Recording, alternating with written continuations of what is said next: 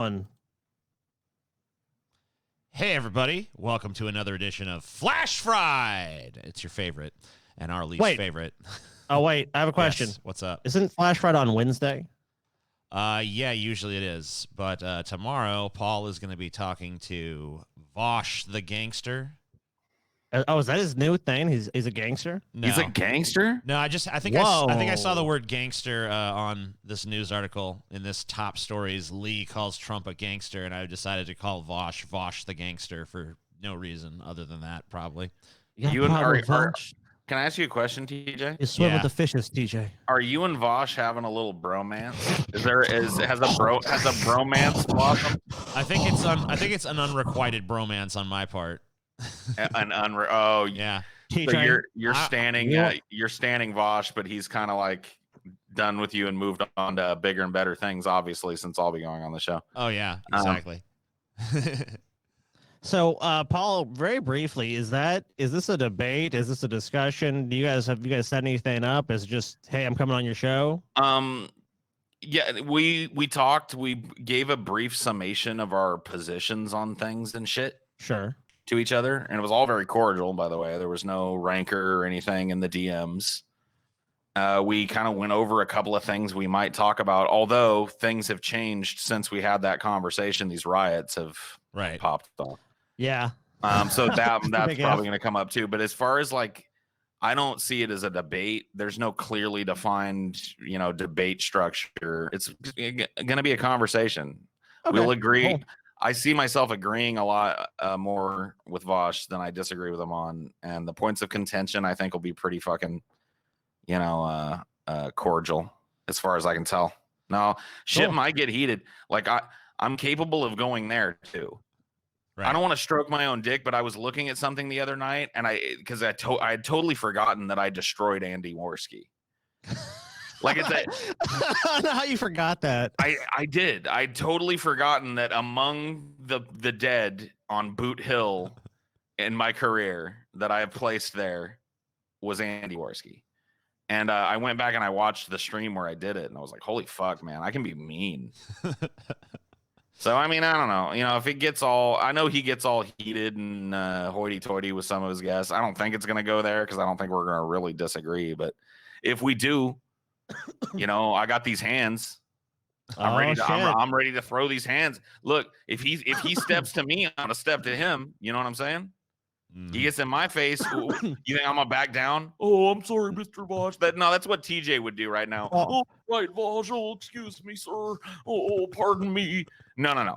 TJ would pull a Rogan, dude. He'd be all like, whatever you say, Mr. Vosh, you're right about socialism good, capitalism bad, sir. No. Can I wash your balls some more, sir? Oh God, I love you. How do you put? Is it Vosh or Vosh or how is it said? Please, I plan on being irreverently respectful to Vosh, and I expect the same from him. Like I might fuck on him here and there a little bit, make a little joke here and there, but I'm not going into attack mode unless he come at me. And if he comes at me, he's gonna get these hands. Now maybe his hands are better than my hands. I don't know. The motherfucker either looks like he could be doughy or like into some Jeet Kune Do fucking I take Krav Maga classes in the fucking weekend. So I don't know. I don't think he has time to take I've heard him classes. fight with other people. He fights with people. I've heard him fight with other people, but he fights like he fights with dummies. So I don't know. I'm not saying I'll beat him, but a lot of dummies believe dumb shit though. So by the nature of what he does, he's gonna fight a lot of dummies. I believe some dumb shit though. So maybe I am. I think everyone does. Shit, I'm just another dummy that he's gonna fucking destroy and excrete. Oh well. Well, you know what, dude? You got quote unquote destroyed by Milo. So that's there you go. Yeah. Anyway, let's get to the fucking news. Men hired for sexual fantasy break into wrong house. That's always awkward. That's always bad, dude. You're like, you have your sexual fantasy already, but you're like the cops. You're so stupid you can't figure out which house to break into. In a sex fantasy gone wrong, two men with machetes entered the wrong house in New South Wales, Australia, before quickly realizing their error. One of them has now been acquitted of entering a home armed with a weapon in July 2019, Australia media reports.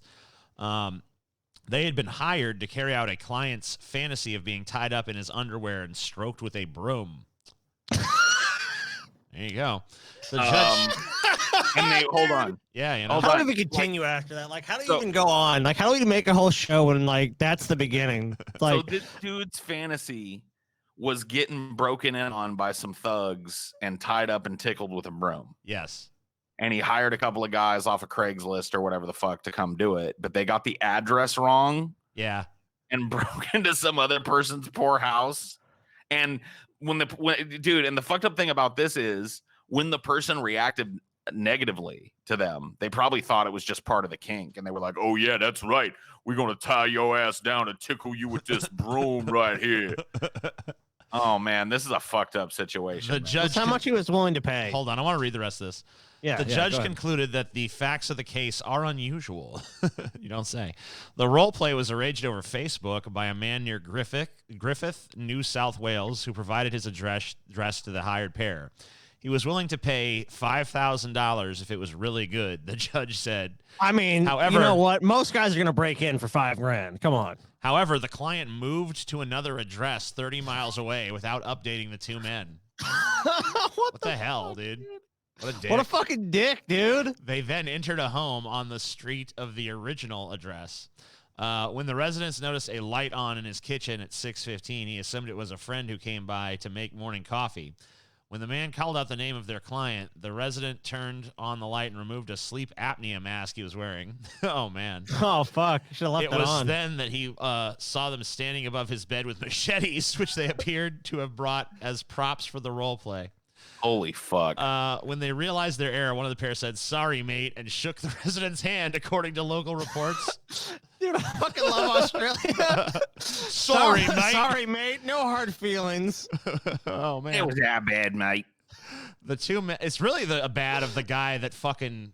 Yeah, that guy's the one that should be fucking charged with the and then he goddamn fucking crime. moves out. What the fuck? Oh, you blokes are looking for Peachtree Lane, not Peachtree Circle. The two men then drove to the correct address, where the client noticed one man had a great big knife in his trousers and asked them to leave their weapons in the car. The client then cooked bacon, eggs, and noodles, and a short time later, the police arrived at the property, found the machetes in the car, and arrested the hired pair. The judge ruled that the evidence did not suggest the men's actions were intentional. They carried the machetes either as props or as something to use in that fantasy, he said. That fantasy was unscripted, and there was discretion as to how it would be carried out. A lawyer for Terrence Leroy, one of the accused, Scotty's fucking dropped. One of the accused said it was a commercial agreement to tie up and stroke a semi-naked man in his underpants with a broom. Entry was not with intent to intimidate.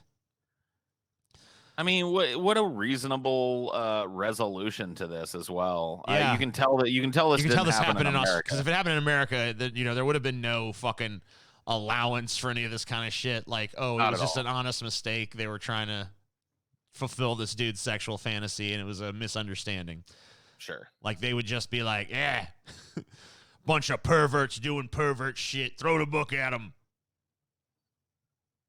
Then again, I don't know. I mean, like, so, especially, if you're getting offered $5,000 to just fucking come in some dude's house and tickle him with a fucking broom, I mean, there's not even anything like too crazy about. I mean, like, it's weird, but it's not like you're fucking like you're not going there to like shove the broom handle up his ass or something, Right. It's all in good. It's mild as shit. Yeah. I mean, come on. I mean, it's unusual, but it's not like some crazy shit or something. Like, It just seems to me to be all in, I don't know. I don't see any malice in it. You know what I mean? Everybody's just, you're helping a dude get his rocks off and you're being compensated for it. I ain't got a problem with that. Yeah, these dudes are just an unusual variety of sex worker at this point. The only problem with this is the fucking guy, I guess, he didn't mention that he decided to move like 30 fucking kilometers away. Probably should have mentioned that part of it, before they decided to stage the whole fantasy. Yeah. I don't know. I mean, like, who the fuck arranges this and then moves? And this is just like Look, I mean, shit slips through the cracks, guys. Sometimes you neglect to update people that you ought to update about things. I guess that's true, but man, this seems like an important one to remember. It seems like it is. I mean, like, if you want the fantasy to be carried out to you, shouldn't they know the location that you're at so that they can facilitate that? I guess so. I don't know. That's Maybe. how I would want it to go, but Yeah, personally, if I wanted like to fucking be tickled with a broom by two armed men in masks wearing machete or holding machetes, like I would want them to know like this is where I live. tickle, tickle, tickle, tickle. Social media, music world go dark for Blackout Tuesday. Nobody notices. Though Blackout Tuesday was originally organized by the music community, the social media world also went dark in support of Black Lives Matter movement, joining voices around the world outraged by the killings of black people in the U.S. Instagram and Twitter accounts from top record label to everyday people were full black squares posted in response to the... Yeah, this does nothing, by the way. This is so fucking stupid, dude. This is I mean, how unbelievably dumb is this? It's actually no. It actually you're wrong about that. It actually goes in the wrong direction, if anything. No. This does do something. What does it do? Builds the social media profiles of the influencers that are taking part in this post a black square nonsense. Right, I guess so. So there you go. Yeah, that's all it's about, really. Let's leech off the tragedy. Leech off the anger. Well, you know what it is too. By the way, it's just to make a bunch of lazy social media people feel like they're doing something. I won't be posting. You're not doing shit on social media. You're just being a dumbass. I won't be posting on social media, and I ask you all to do the same. Britney Spears tweeted, "We should use the time away from our devices to focus on what we could do to make the world a better place for all of us." Well, one of the things you could do to make the world a better place is use your social media to actually fucking advocate fucking real positions and shit. Exactly. So. And radical ones too, right? Because... This idea that you need to like this is the time to be quiet is like what fucking alt writers thought this up and fucking infiltrated. I mean, like, you know what I mean? Like, this is so dumb. Stop dumping your money in the laps of centrists and fucking members of the status quo, and start dumping your money on some radicalists that want to change things. Yep. Quit fucking quit taking part in these stupid little fucking money-making campaigns on Instagram. They're just empty PR platitudes. Because I gotta tell you, dude, anybody that takes part in this, they lost. If I respected them before, it's gone now. They're just sharking off of people's pain at this point. It's like, fuck you. Fuck you. Fuck this company. Fuck the social media environment that makes shit like this profitable. And, if it was possible to burn down an online entity, I would direct the rioters towards fucking Instagram. Burn down Instagram. Burn it down. I love it. TJ, you don't want that to happen. Just sucks. What about the big asses you look at on there? Yeah. You want those to be gone, TJ? And, a lot of those have blacked themselves out, too. So I don't even get no fucking big asses today. Like, what the hell? Boo. This is fucking tyranny, dude. Even Manson did it. Manson fucking posted the damn black fucking box. I'm like, what the fuck? I mean, what's he doing? Yeah, I don't even know why he's involving it. Like, I've never even seen him involve himself in a contemporary political issue before, ever in his entire career. Dude, let's be honest. That's someone that fucking runs his account. Someone that ran his account did that, dude. Dude, Maybe. TJ, if you really love Manson like you purport to, you have a mission now. You can't let this be a fucking RV trip. You need to find Manson. Yeah. Slap the phone and the bottle of vodka out of his hand. Yeah. And take him by the shoulders and force him to watch that live footage of him doing Angel with the Scabbed Wings back in like 1993. Yeah. Well, that song wasn't even out by then, but yeah. Well, whenever it was. Yeah. Not back in 97, let's say, Paul. 97 Manson. Skinny, voice sounded like a fucking chainsaw. Just hair whipping fucking water all over everything. Humping Twiggy and the whole fucking crowd just going nuts in a giant orgy of fucking worship of him.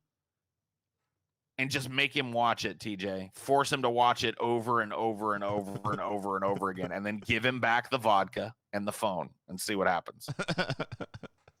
All right, I'll go ahead and give it a shot. I'm pretty sure I would be murdered by his security before I could even get close, but I'll give it a shot. I like the music. I'm not even shitting on Manson's music, and I don't mean to take us too far afield, but fuck it, whatever. Go ahead. It's I'm not even shitting on Manson's music, but I'm not buying this Mephistopheles of Los Angeles persona that he's rocking right now. I don't like it, dude. I don't like I like the name. I like the song. The song is great.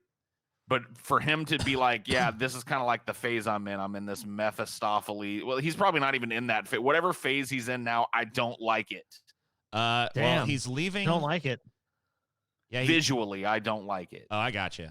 I don't know what he's doing. I know now he's doing like a country southern kind of fucking goth album. You know what it reminds me of? What? The Dead Man.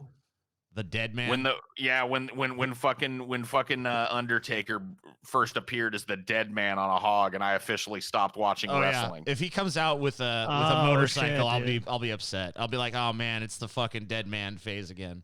Or he looks like he's kind of maybe trying to do a Rob Zombie thing. You know what's gonna happen, guys? Yeah, Manson should not be Rob Zombie.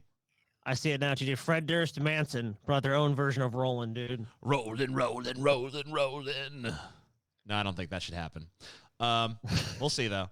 I dig the aesthetic, but I can see how it's not as distinctive as something like the Mechanical Animals era or like the Hollywood era or something. Or the fucking... Wow. Even the earlier shit I like better. It's not as distinct. I feel maybe because it's just like he's just kind of like wears suits and is like, I am a refined gothic gentleman of Los Angeles. So, you know. Right.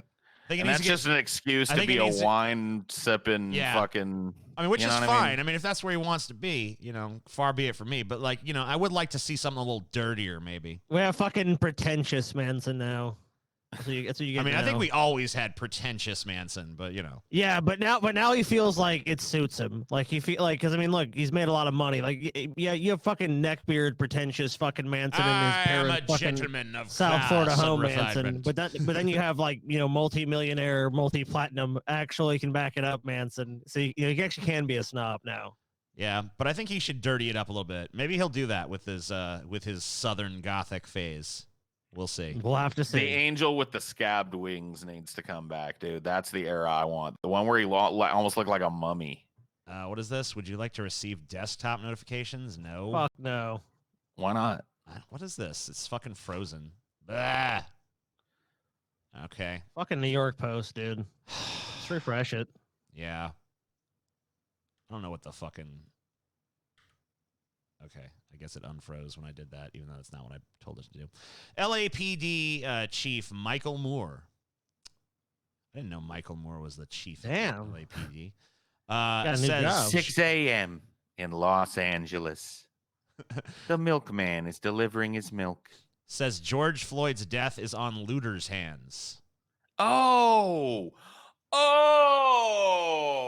Yeah. Oh! I didn't even realize it. Wow, I've been on the wrong side of this issue. Of course, the people currently looting stores somehow killed George Floyd before they started looting the stores. Yeah, dude. I didn't realize it's gonna be a fucking. It's a time travel plot line, guys. We didn't realize it. The looters went back in time, killed him, then went to the future. Look, I saw one of those looters with a fucking DeLorean, dude. So yeah, they must have.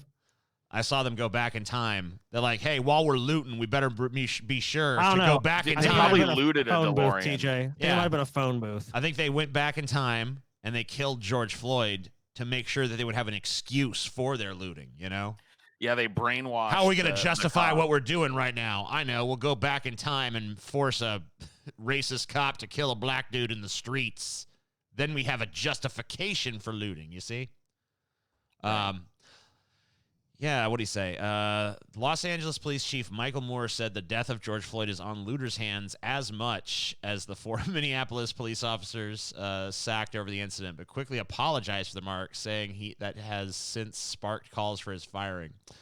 Moore made the comments at a late afternoon news conference Monday with Mayor Eric Garcetti, saying about 700 people were arrested in the city Sunday during mass protests over Floyd's death and police brutality. About 10% of those arrests were for burglary or looting, he told reporters. We didn't have people mourning the death of this man, George Floyd. We had people capitalizing, the top cop said. His death is on their hands as much as it is on those officers. Oh, I didn't realize that.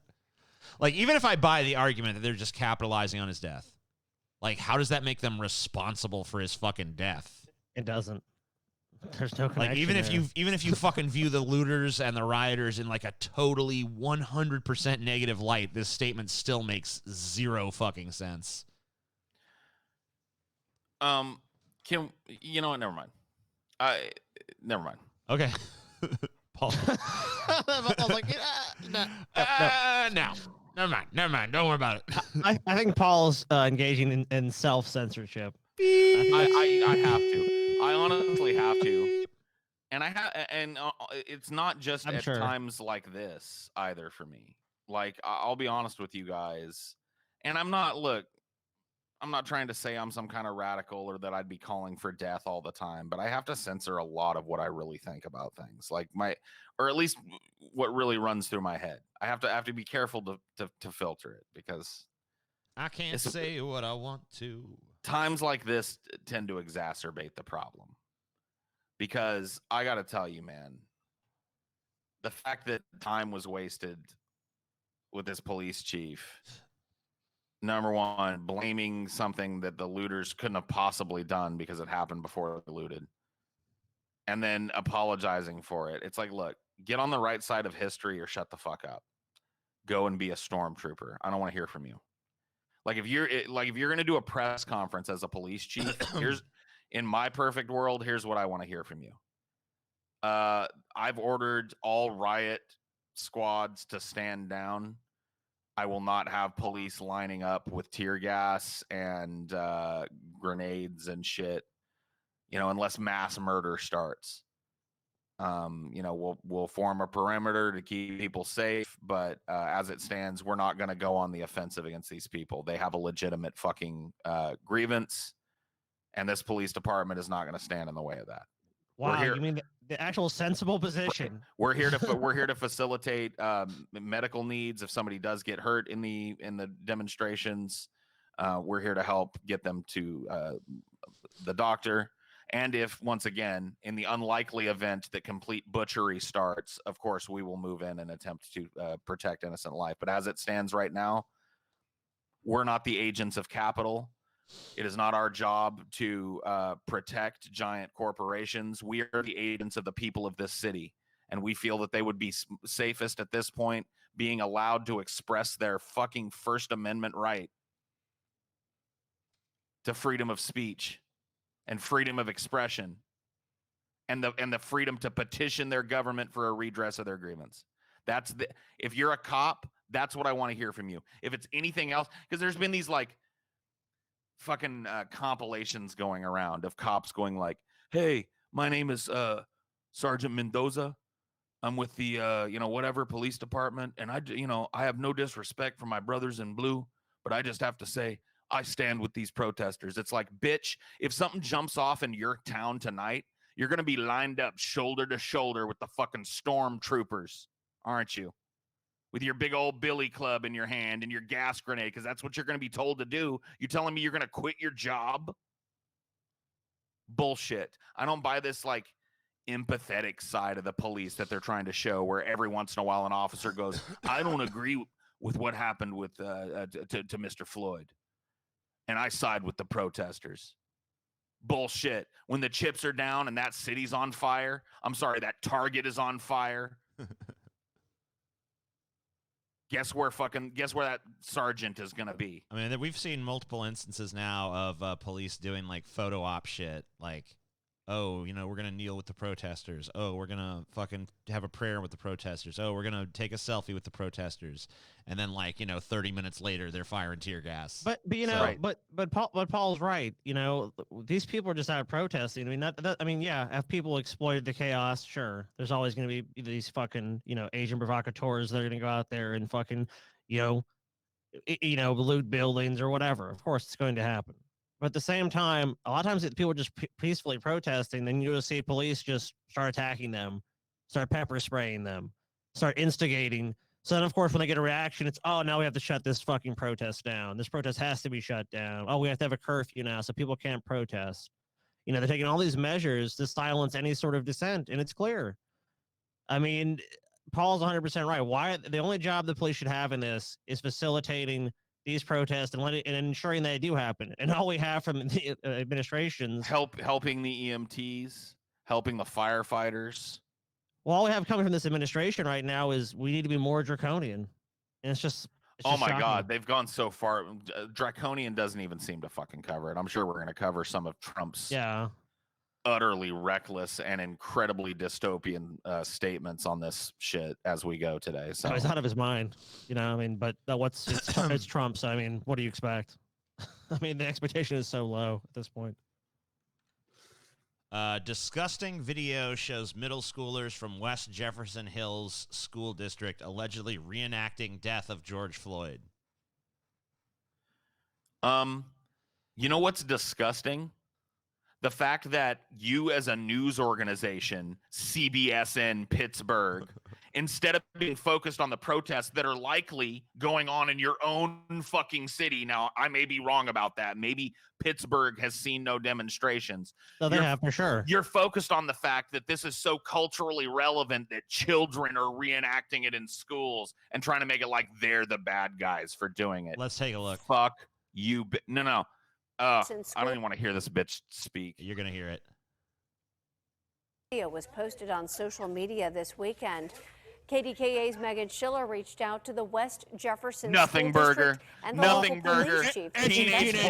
Teenage boy doing a thing that a normal teenage boy would do on any given Sunday with no date stamp on it. Fuck you and fuck this news organization. Why don't you take your fucking cameras, take that blonde bitch and put her out there on the streets and start talking to the people that are currently running all over fucking Pittsburgh with a problem.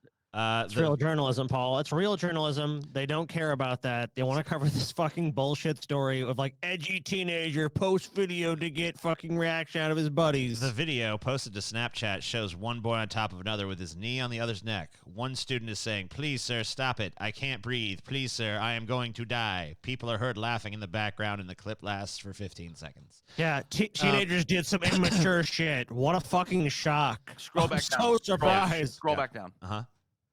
A little bit up. A little bit up. Okay. We are shocked and disgusted by this video. I'm just going to stop there. We have received numerous emails from members of our community who share in our outrage, and we assure you that such actions will not be tolerated. Let me tell you something, you fucking slimy piece of shit. I am shocked and disgusted by the ineptitude of you and the people that work in your industry to even pretend you're on the side of actual human beings in this fucking conflict. To even pretend you don't have a bias towards the authoritarians and the fucking bootlicking that goes on your fucking networks is disgusting. Fuck you. Fuck you for covering this nothing burger of a story. What you're testosterone-ridden teenagers did something retarded when the city's burning down. Everybody stop the press. Fuck this bitch. Fuck whoever wrote this story. Fuck this news organization. Fuck them all. Throw them all in the same woodpile as far as I'm concerned. They're another thing that needs to be burned down in these protests. You want to really do some good? You know what? Never mind. Never mind. Paul says I have to stop myself. Paul has to stop himself again. Control yourself, Paul. Well, I thought like a Paul censor thing. We'll have to have like a beep. Yeah, I definitely need a dump button that each of you has where you can just mute me. Terrifying moment. NBC journalist is hit by flashbang grenade while reporting on Seattle protests. Oops. Sorry. Let's see if we can get away with playing this video without it. Oh, let's kill our shit. cams if we're gonna do that. Okay. Okay, yeah. Cams off. I'll do that. All right, let's take a look. Play, motherfucker, play, motherfucker, play, motherfucker, play. Hey guys, we're in the Capitol Hill neighborhood of Seattle right now. I don't know if you can hear me, but we have police now advancing on protesters. Oh my gosh, what are they? All right. Oh my gosh, they hit me with a fucking flashbang grenade. And dude, I gotta tell you, man, I've been to Capitol Hill in Seattle Me too. I sat around in a park, maybe even the park that this shit is happening in. I don't know. If it's a park on Capitol Hill, there's a good chance it's the park I sat in and smoked. I sat on a park bench way back deep in this park and smoked a joint. The fact that there are like grenades and flashbangs and tear gas and shit being flung on Capitol Hill, fucking insane to me. That place was the epitome of just like slow, beautiful, peaceful tranquility. And it's just gone ape shit along with the rest of everything else. Oh yeah. I mean, a lot different conditions on the ground now than when you sat on that bench a few years ago. Went through a lot more shit.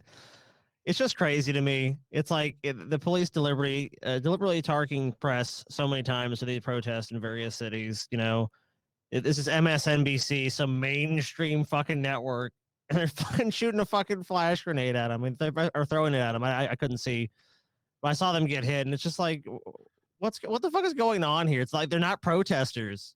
What is your excuse? Or either you're so incompetent with your equipment that you're just hitting random people, or you're targeting them. And which one is it?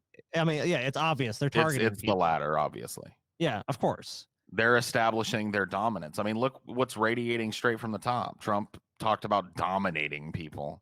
What do you think that does to these boned up, roided out fucking cops that they get all these trainings. They get 6 trainings a year where it's like, this is your fucking riot training and everything. You know what I mean? They're salivating for this shit to happen. And then their president is going like, get out there and dominate these motherfuckers. Like, that's why they're firing grenades at the fucking media. Domination. Get out of here, liberal media. Get out and dominate these people. Sitting on Capitol Hill protesting, wandering around in their yoga pants. What a bunch of fucking jackbooted thugs firing live ordnance on Capitol Hill at little Asian reporters in yoga pants. How do you work a job, and how do you go home at night and put your head on a fucking pillow? What did you do tonight, honey? How was your day at work? Oh, I did a real good thing, honey. I protected and served my community. How'd you do that? I fired a bunch of flashbangs at a little Asian CNN reporter in yoga pants up on Capitol Hill. All right. Military helicopters used to disperse protests in Washington, D.C. Here we go. You can kind of see it up there. Military helicopters, including a Black Hawk helicopter, reportedly flew low over demonstrators protesting the death of George Floyd in Washington, D.C. on Monday night. Videos shared on social media indicate the helicopters were flying just above low-level buildings, creating intense winds and causing trees to sway. New York Times reporter Zolan Kano-Youngs tweeted that the military helicopters were hovering over protesters, sending gusts of dust into the air. A part of a tree fell, nearly hitting passersby, he said. Around 10 minutes later, an additional helicopter was reported to have flown over protesters, according to Kano-Youngs.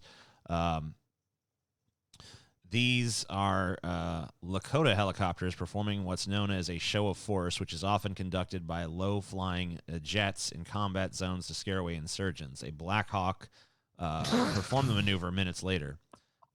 Let me tell you. Let me demystify the military jargon there for a second. You guys remember shock and awe? Yeah. Oh yeah, of course. They did to the Iraqis. This is shock and awe light. It's the same principle. The idea with shock and awe when we perpetrated that against the Iraqis was to bomb so heavily and so in such concentrated areas that the devastation would be such that 80% of the populace would just give up. This is the same thing. This is like, we got these helicopters, motherfucker. We got these Lakota helicopters, and let me tell you, there are 2 pods, 10 each Hellfire missiles in these motherfuckers. There's machine guns on the front of these motherfuckers.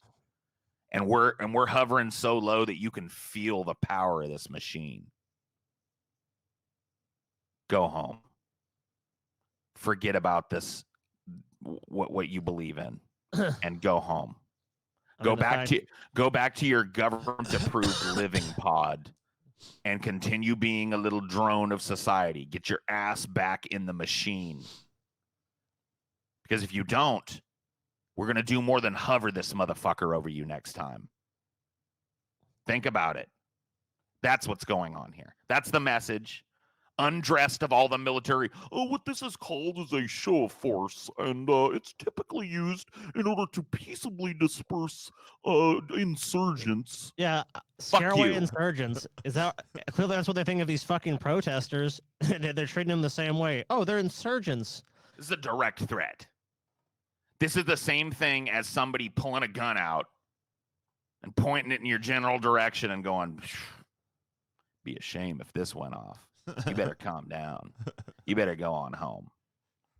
So fuck you. Well, the fact that the military is even involved in trying to fucking pacify protests, I mean, that says everything you need to know about the direction this country is fucking headed. And you know, and not even headed, long been there. And clearly, I mean, it just seems like a constant erosion of anyone's rights. I mean, well, if you can call them rights now, because clearly the government doesn't feel people have a right to protest. They just don't, because immediately every time there's protests, it's painted as looting. It's a bunch of criminalized activity. What's really interesting is how if the police do something bad, they're just a couple of bad apples. But a couple of bad protesters do something bad, all the protests should be stopped. Yeah, it's all Antifa. Wait a minute, isn't it doesn't the bad apple theory hold true for the protesters too? No, they're all just criminals and bad people. They're all just evil. Yeah, that's so great. It's another double standard by a society. That if someone to protest, one person does something bad, the protest is invalidated.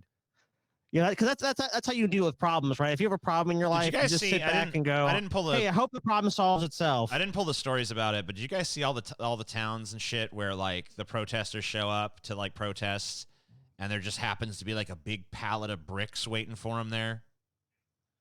Yeah, I mean, I've seen this several times. I don't know if I believe that every one of these things wasn't staged or whatever, but I do not put it past the authorities to try and cite this type of shit because look, ultimately there are people out there that all they need to see is looting and it justifies whatever the cops do to these people. Well, there was looting happened. A building burned down.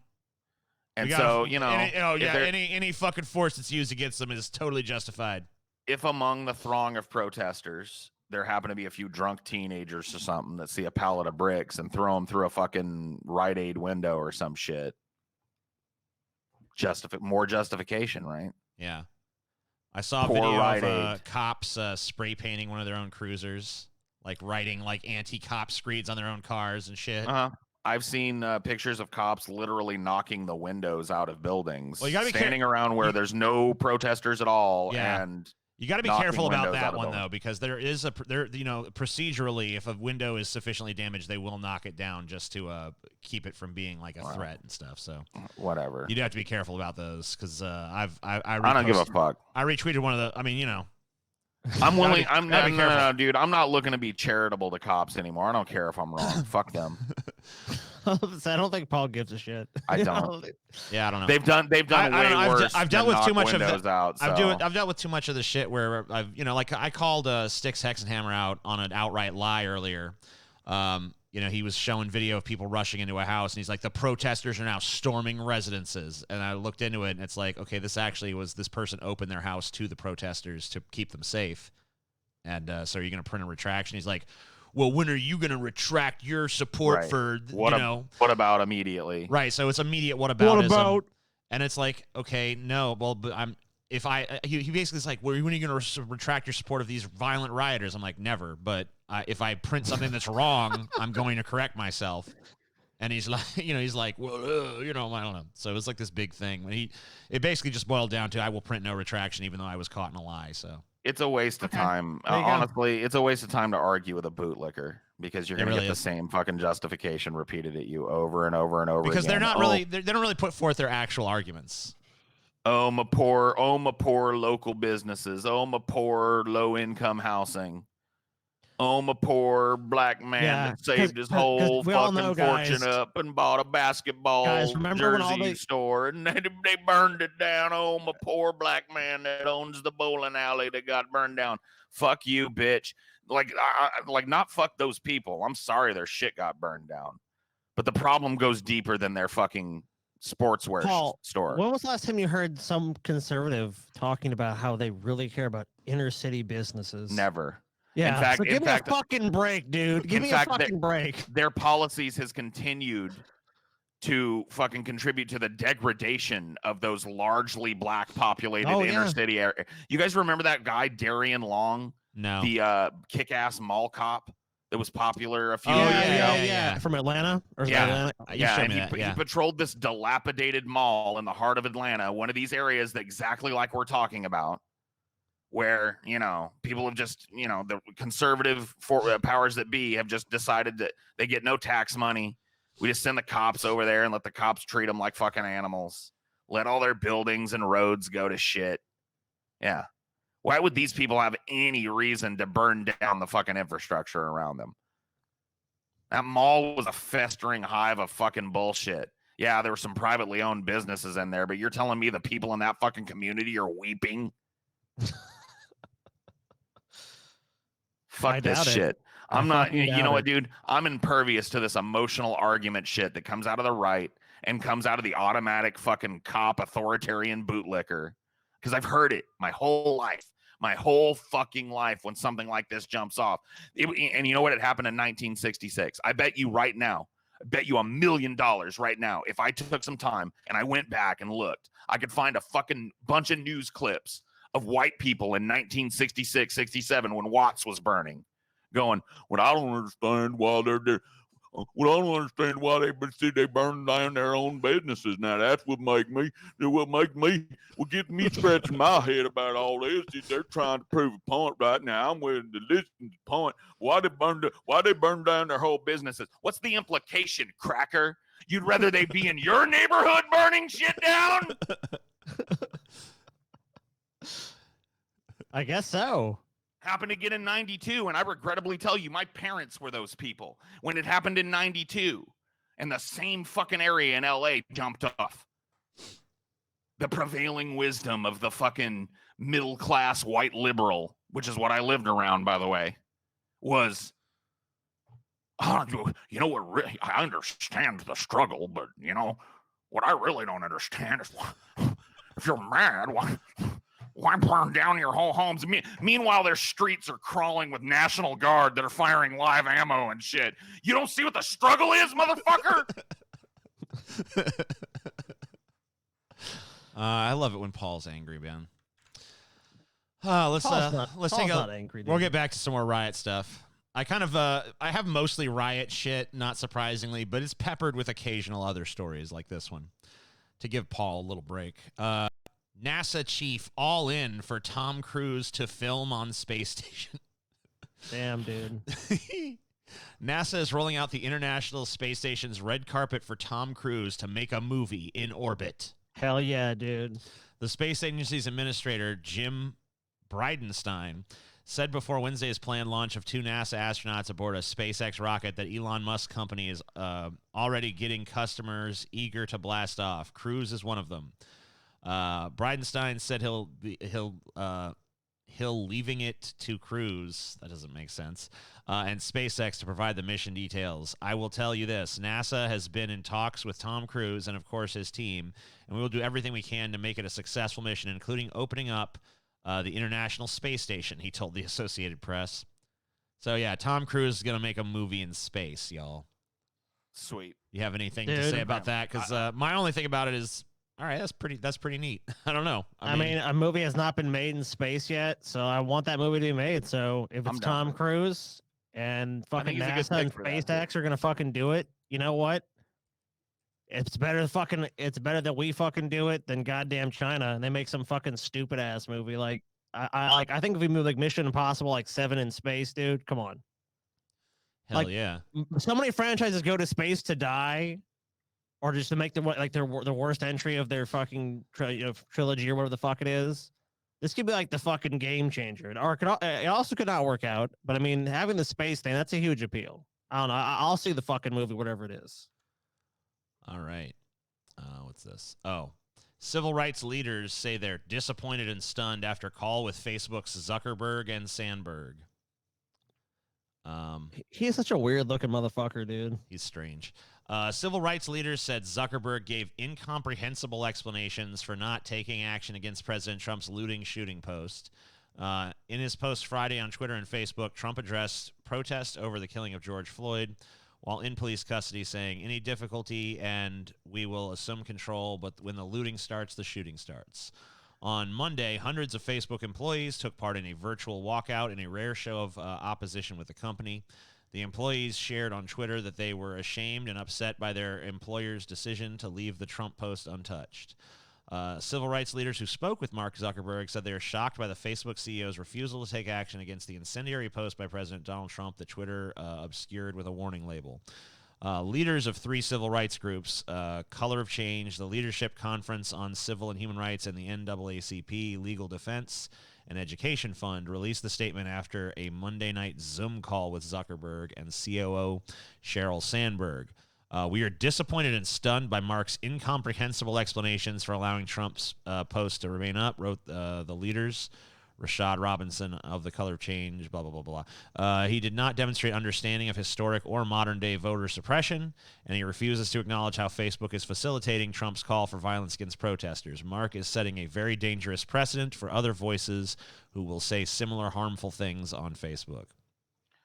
I mean, I would rather have Trump right where I can see him putting his fucking id out there, so I'm not an advocate of Trump being banned from any of these fucking social media posts. Like, look, I'm all for Twitter doing what it did before. Like, put a little warning on it and say, hey, you know, this is a violent ass fucking post and we don't stand by this. But in the public interest, here's what your leader's saying. Right. But I don't think he should be kicked off of either of these things or have anything that because I think it's important. Yeah, we need to keep tabs.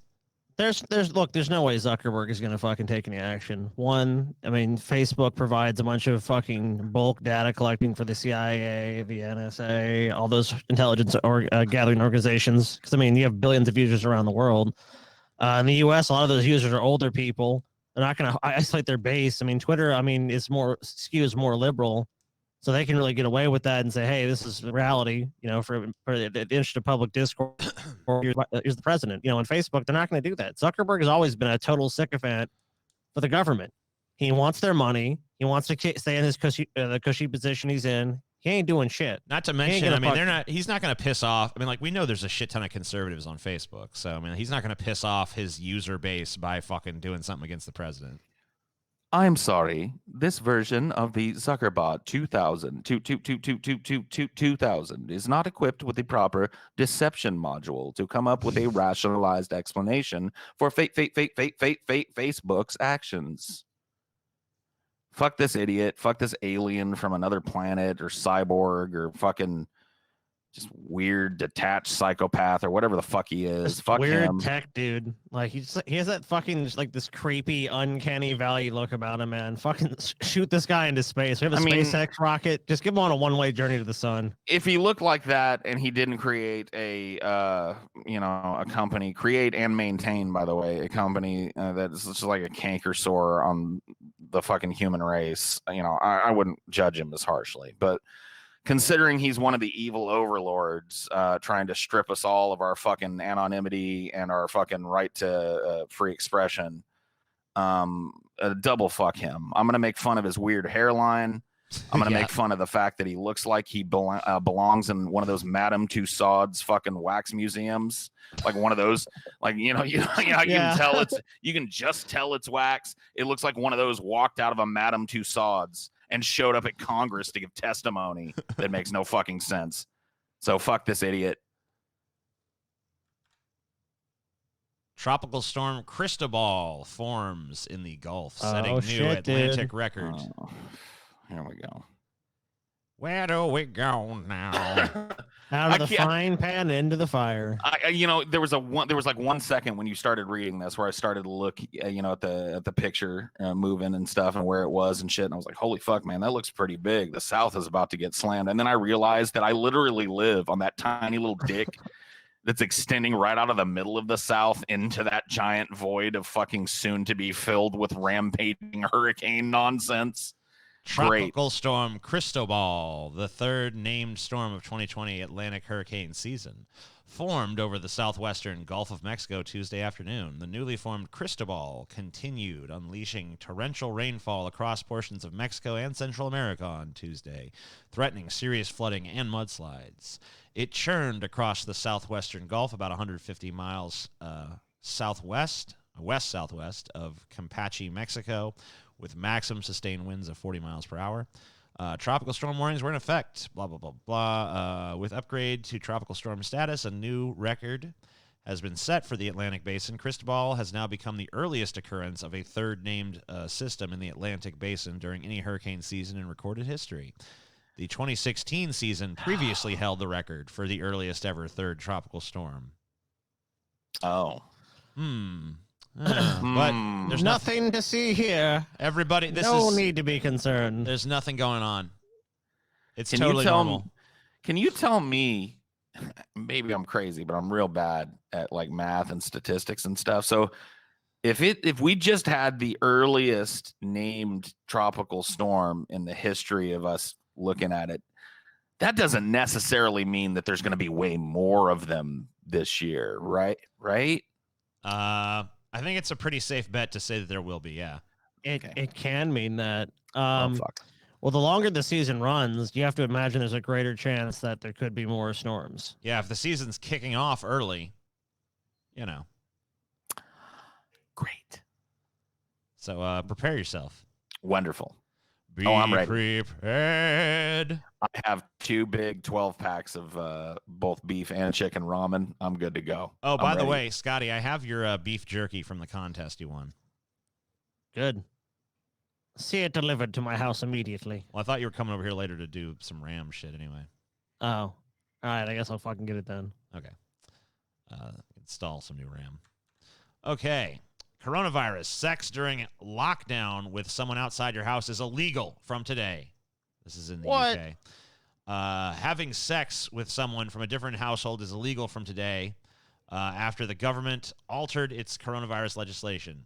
At 11:30 a.m. on Monday, a change to the law was introduced that bans 2 people from different households in England gathering in an indoor private place during the coronavirus lockdown.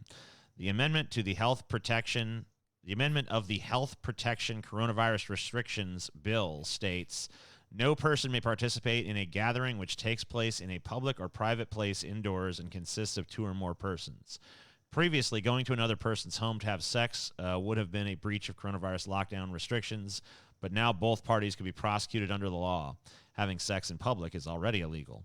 Only Damn, those so they can't go fuck in a park or something? Where are people supposed to fuck now? Could they set up some like Corona tents for people to go fuck in? Only and then like facilitate this somehow for these poor Well, I don't people? think it's the house that's the issue that they're trying to, whatever. Right, but they could hose them down before. They could even test them before. Make sure they're not at least symptomatic at the moment, and then give them a safe way to meet that could be immediately disinfected. So even guys, you know what I know it is? They want that. They're trying to help the hotel industry. Only those with a reasonable excuse are permitted to meet in a private place. The amended bill reads, no person may, without reasonable excuse, stay overnight at any place other than where they are living. This differs from the previous legislation, which prohibited people from leaving their homes at all without a reasonable excuse.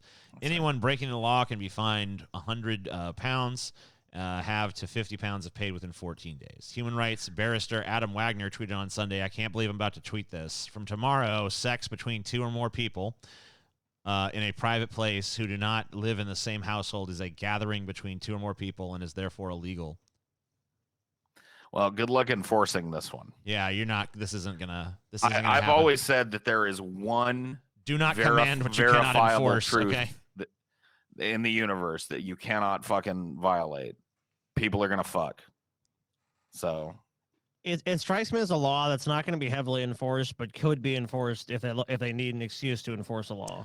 Right. I mean, there might be some dude that gets gaffled up and a cop pulls him over and said, hey, what's your excuse for being out and about? And he says, I'm going to go get me some pussy, bruv.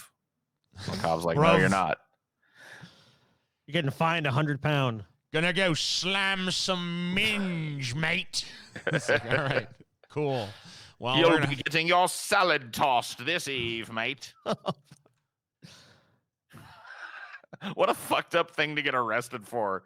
God damn, man. Can you imagine? You know how happy you feel too when you're driving to get some pussy. Yeah. It's time. Hey, it's time to Can get. you imagine? It's time to get mad again, Paul. Don't worry about that. Don't worry I'm about that. just getting mirthful again. No, it's time to get mad again. Time to get mad. I want you to see our great alternative to what's going on right now. Okay. Biden suggests police could shoot assailants in the leg instead of the heart. Okay, see, on the face of it, this one doesn't really make me all that mad. It makes me a little bit sad because here's what I imagine. Go ahead and play it, and I'll see if it sounds like what I imagine. Yeah, I'm gonna try to. I'm hoping that it won't kill our The, oh wait, the Cam's next on. couple Cam's weeks, on. making some, what I hope to be very serious national speeches about where I think we have to go, what we have to do. And I know I'm going to make mistakes. But an old Talmudic expression: what comes from the heart goes straight to the heart. It's going to come from the heart, but I need help. I don't mean help to elect me. I'm not asking for it. That's not what I need help and advice as we go along as to what I think I should and shouldn't be doing. And by the way, when I made the decision, when I made the it's decision. important that Okay. there be a woman vice president. Wow. What a hero. And by the way, I promise you, there are Light the virtue multiple signal. African-American candidates being considered. Gotcha. Cool. As well as I'm not trying to get a vote, but by the way, You know, I'm considering a well, black person. white Caucasian.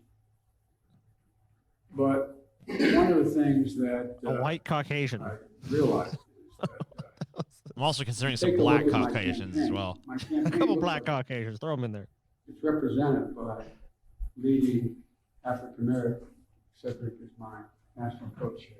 This is down. Oh, yeah. Anyway, it's represented by African American leadership, Okay. men and women, and an awful lot of young folks. No. They didn't even play the fucking part where he says that. What was the point of that? Hey guys, we're He in said, the like- Capitol Hill neighborhood. Okay. Oh, I'm sorry. Yeah, Seattle right now. they're too I don't know busy if you can showing hear us me, this chick get hit but by we a have fucking flash. Police bang now or whatever. advancing on protesters. Oh my gosh, what am I Stop doing? this shit. I'm trying. Watching it again. Get Oh, out of here. God. It won't fucking. Okay. So apparently, Joe Biden said that he wanted to. Yeah, he says it in the same speech. So Uh-huh. I don't know What the why. fuck? I don't know why they didn't give us that fucking part. Well, is there just a transcript down below? Yeah, that here you it can is. Just read. What he Instead said? of read that, instead of dude. standing there and teaching a cop when there's an unarmed person coming at them with a knife or something. That's not unarmed if they have a fucking knife, you dipshit. You shoot No, them, wait a minute. They have shoot a them, knife. shoot them in the leg instead of the heart is a very different thing. There's a lot of different things you could change. This is so dumb. Do you think that Joe Biden watched Speed and got this idea in his head right before the you shoot the hostage? Yeah, I don't know. You shoot him in the leg and it just incapacitates him. You know what I mean? Maybe. I don't Paul, fucking know if where Joe he Biden gets... tried to watch Speed, he'd get lost in the first fucking 5 right. minutes. He'd be like, Uh, why are they on the bus? Like, he's not gonna fucking have any idea what the fuck is going on. Come on. So I didn't get to hear the words come out of his mouth, but I got to hear a bunch of words from the same speech, and it was exactly what I expected it was. It's an old man that is desperately trying to say something relevant at a time where the nation is literally fucking screaming for leadership, and not being able to come up with it and saying something that's insanely dumb to a normally functioning mind, but in the moment and probably well after the moment, seemed like a really smart idea to Joe Biden.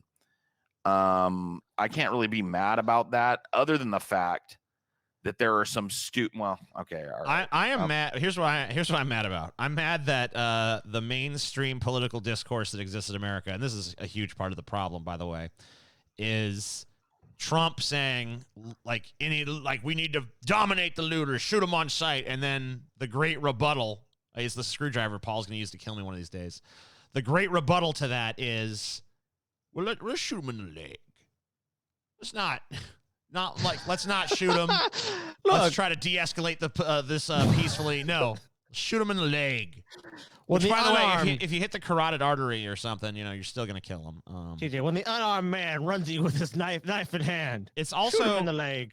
I mean, it's also just not practical to try to shoot someone in the fucking leg. If you really have a justification to shoot somebody, you're not going to shoot them in the fucking leg. No one's fucking talking about... You aim for fucking center mass if they're a legitimate threat. But this isn't about fucking legitimate threats. This is about people who are unarmed being killed. That's the fucking crux of this issue. So I don't know why in Biden's hypothetical he gives the person a knife and says they're charging. I don't know. It's beyond the pale. There is something about this that makes me angry, but I don't want to be too antagonistic to our, one of my co-hosts and shit. But the fact that just brandish your screwdriver. The fact that this is being offered up. I got a screwdriver too, That's fine. Mine's bigger and mine's a flathead. Mine's sharper. It's pretty pointy. It's pretty pointy. Your flathead, a flathead is not very pointy, Paul. I sharpen. I'm gonna fucking shove this right up your urethra and twist it around. Can't wait to meet you, Paul. Oh shit! Okay. Scotty's got an actual weapon. Don't. What I got right here, at the end of the day, Scotty. It's the same fucking thing. That you quick shoot Scotty in the leg. Shoot him in the leg. Yeah, Paul, beers can't do that. Stick, shiv, whoopsie daisy.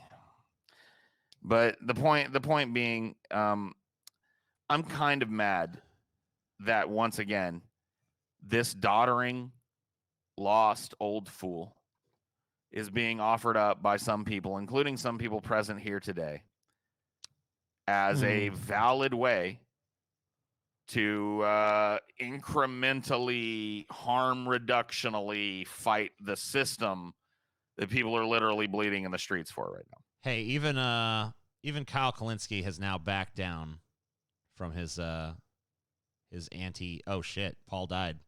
Paul's dead, dude. Paul died at the sheer power of that so revelation. Kyle Kalinske is going to vote for Kyle Kalinske is now saying that he will vote for Biden.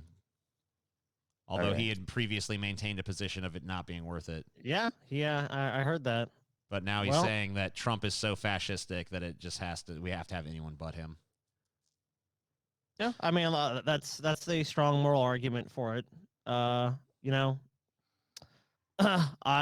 this issue has. I don't know what's wrong with Paul there, but the goal of that. This has actually moved people in the other direction. I think in some instances. I understand the goal behind that, and I mean, if in fact it works out that way, that's good. I'm just doubtful of that outcome, but I mean, we can't really argue an outcome we don't know. I don't know. I certainly don't think Biden is any kind of great prize to be won or anything. So. Well, I don't think anyone's arguing for Biden is saying that. I mean, it's such a joke. maybe some. I mean, like, I don't think anyone. Like, this is the fact that it boils down to this much of a non-choice is an embarrassment. But I mean, we're in a country that should be used to being fucking embarrassed at this point. Well, I'm tired of being embarrassed, and continued participation in this process would embarrass the fuck out of me. It would embarrass the fuck out of me to go in front of people that look up to what I say and tell them, Joe Biden, you know what I mean? Yeah, he's bad, but he's the bitter pill you gotta swallow. Fuck that. Fuck him. Fuck the system that supports a doddering old man and abuses a poor old man and throws him like a big old gangly, liver-spotted marionette up there on the stage to be their little fucking mouthpiece while they continue to rob us all blind. Fuck that shit. I mean, it's pretty obvious to me, too, by now. Amy Klobuchar might have had a shot at this before these protests happened, but now I'm about 900% sure that Kamala Harris is going to be the one. I don't think so. Amy Klobuchar done fucked up. Now, it turned out actually to be the case that she did not previously give that guy a pass, the Derek Chauvin guy. But, I mean, she did it for a bunch of other cops that were just as fucked up and corrupt as him. Whatever.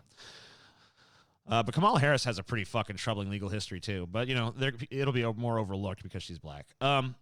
Here's a fucked up one. And this is actually a right-wing news source covering this one, which I'm kind of a little surprised by, but whatever. Louisville police chief fired. Officers fatally shot barbecue owner Dave McAtee with body cams off. Oh, what? That's a shocker. The police didn't Louisville have evidence of the crime they committed? Oh, I mean, Yeah, the crime they stopped? Louisville Metro Police Department Chief Steve Conrad was fired Monday after 2 LMPD officers could not produce body camera footage of a shooting that killed David McAtree, a local businessman.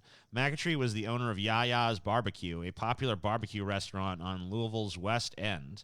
Wave 3 News reports that his niece was also shot, but is expected to recover. Wow. Mayor Greg Fisher fired Conrad after learning there was no footage of the shooting. Both officers involved in the altercation had their body cameras turned off.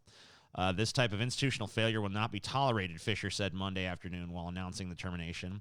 According to the Daily Mail, the 2 officers involved in the shooting are now on administrative leave. Police said someone in a large crowd shot at officers in a parking lot near McAtee's business early Monday morning, and then they returned fire. The Courier-Journal quoted Conrad saying, "Officers and soldiers began to clear the lot, and at some point they were shot at. Both LMPD and National Guard members returned fire." Governor Andy Beshear demanded corroboration of the police's version of events while speaking to reporters Monday. "I'm not asking people to trust our account," he said. "I want to see it myself." Police have not named any suspects regarding the alleged first shots. McAtee's mother, Odessa Riley, told reporters her son had a reputation for being kind and hospitable to police. He fed all the policemen, she said. Police would go in there and talk with him and be with him. He fed the police. He fed them free. All he did was barbecue on the barbecue corner, was trying to make $1 for himself. Sounds like a dangerous killer that the police had to take care of, for sure. As he fucking fed them. I mean, he obviously had no problem with police. They freaking hit his business. Do you guys want to? You guys want to go into the fucking rabbit hole and see what the comment section of Breitbart has to say about this? Oh, let's Because I hear guarantee it's Sure. going to be really let's read enlightening. it. I'm sure it's gonna be golden. Mayor should be fired as well. I mean, maybe he should. I don't know. The governor should be fired for allowing any of this to happen. I'm starting to agree more and more as they go along. Yeah, Let's there we keep go. going up the chain. Keep going on up. Blah, blah, blah, blah. Enforce the laws what? Enforce the law and people tend to follow it more. Okay. These police had their cameras off because they're thugs. I agree with that. Yes, 100%. Wow. I'm seeing some actually I'm good comments in the Breitbart section. That's kind of nice. Let's see.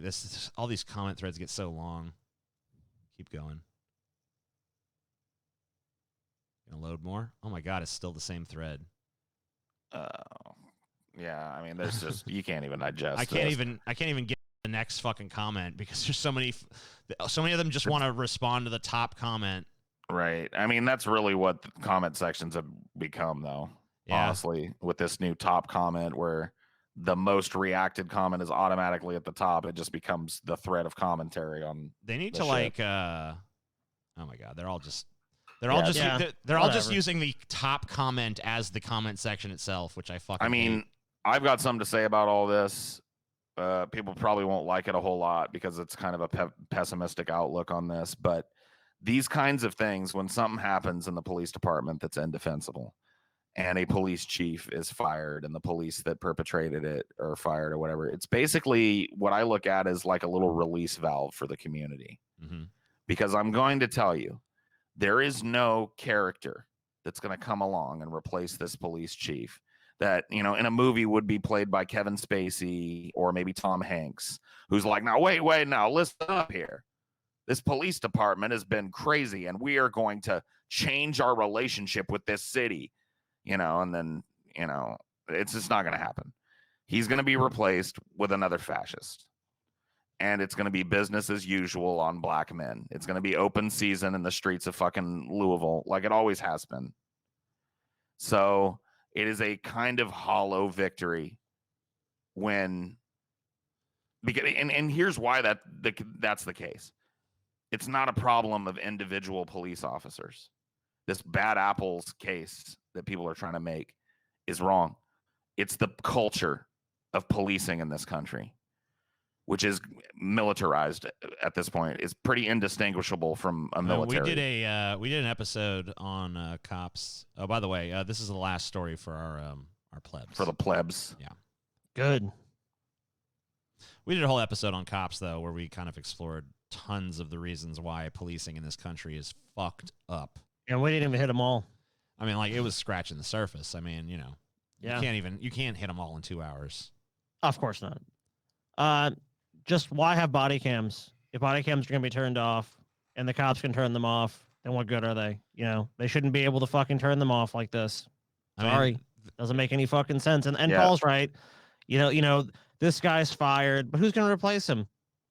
Who's going to have the input? Oh, the mayor fired him. The mayor, look, this cop's a fucking scapegoat. This police chief's a fucking scapegoat. And It's, this guy- we're making changes. This guy we're talking about was a friend of police. I mean, like, he fed the police. He fucking let the police eat free at his fucking barbecue place.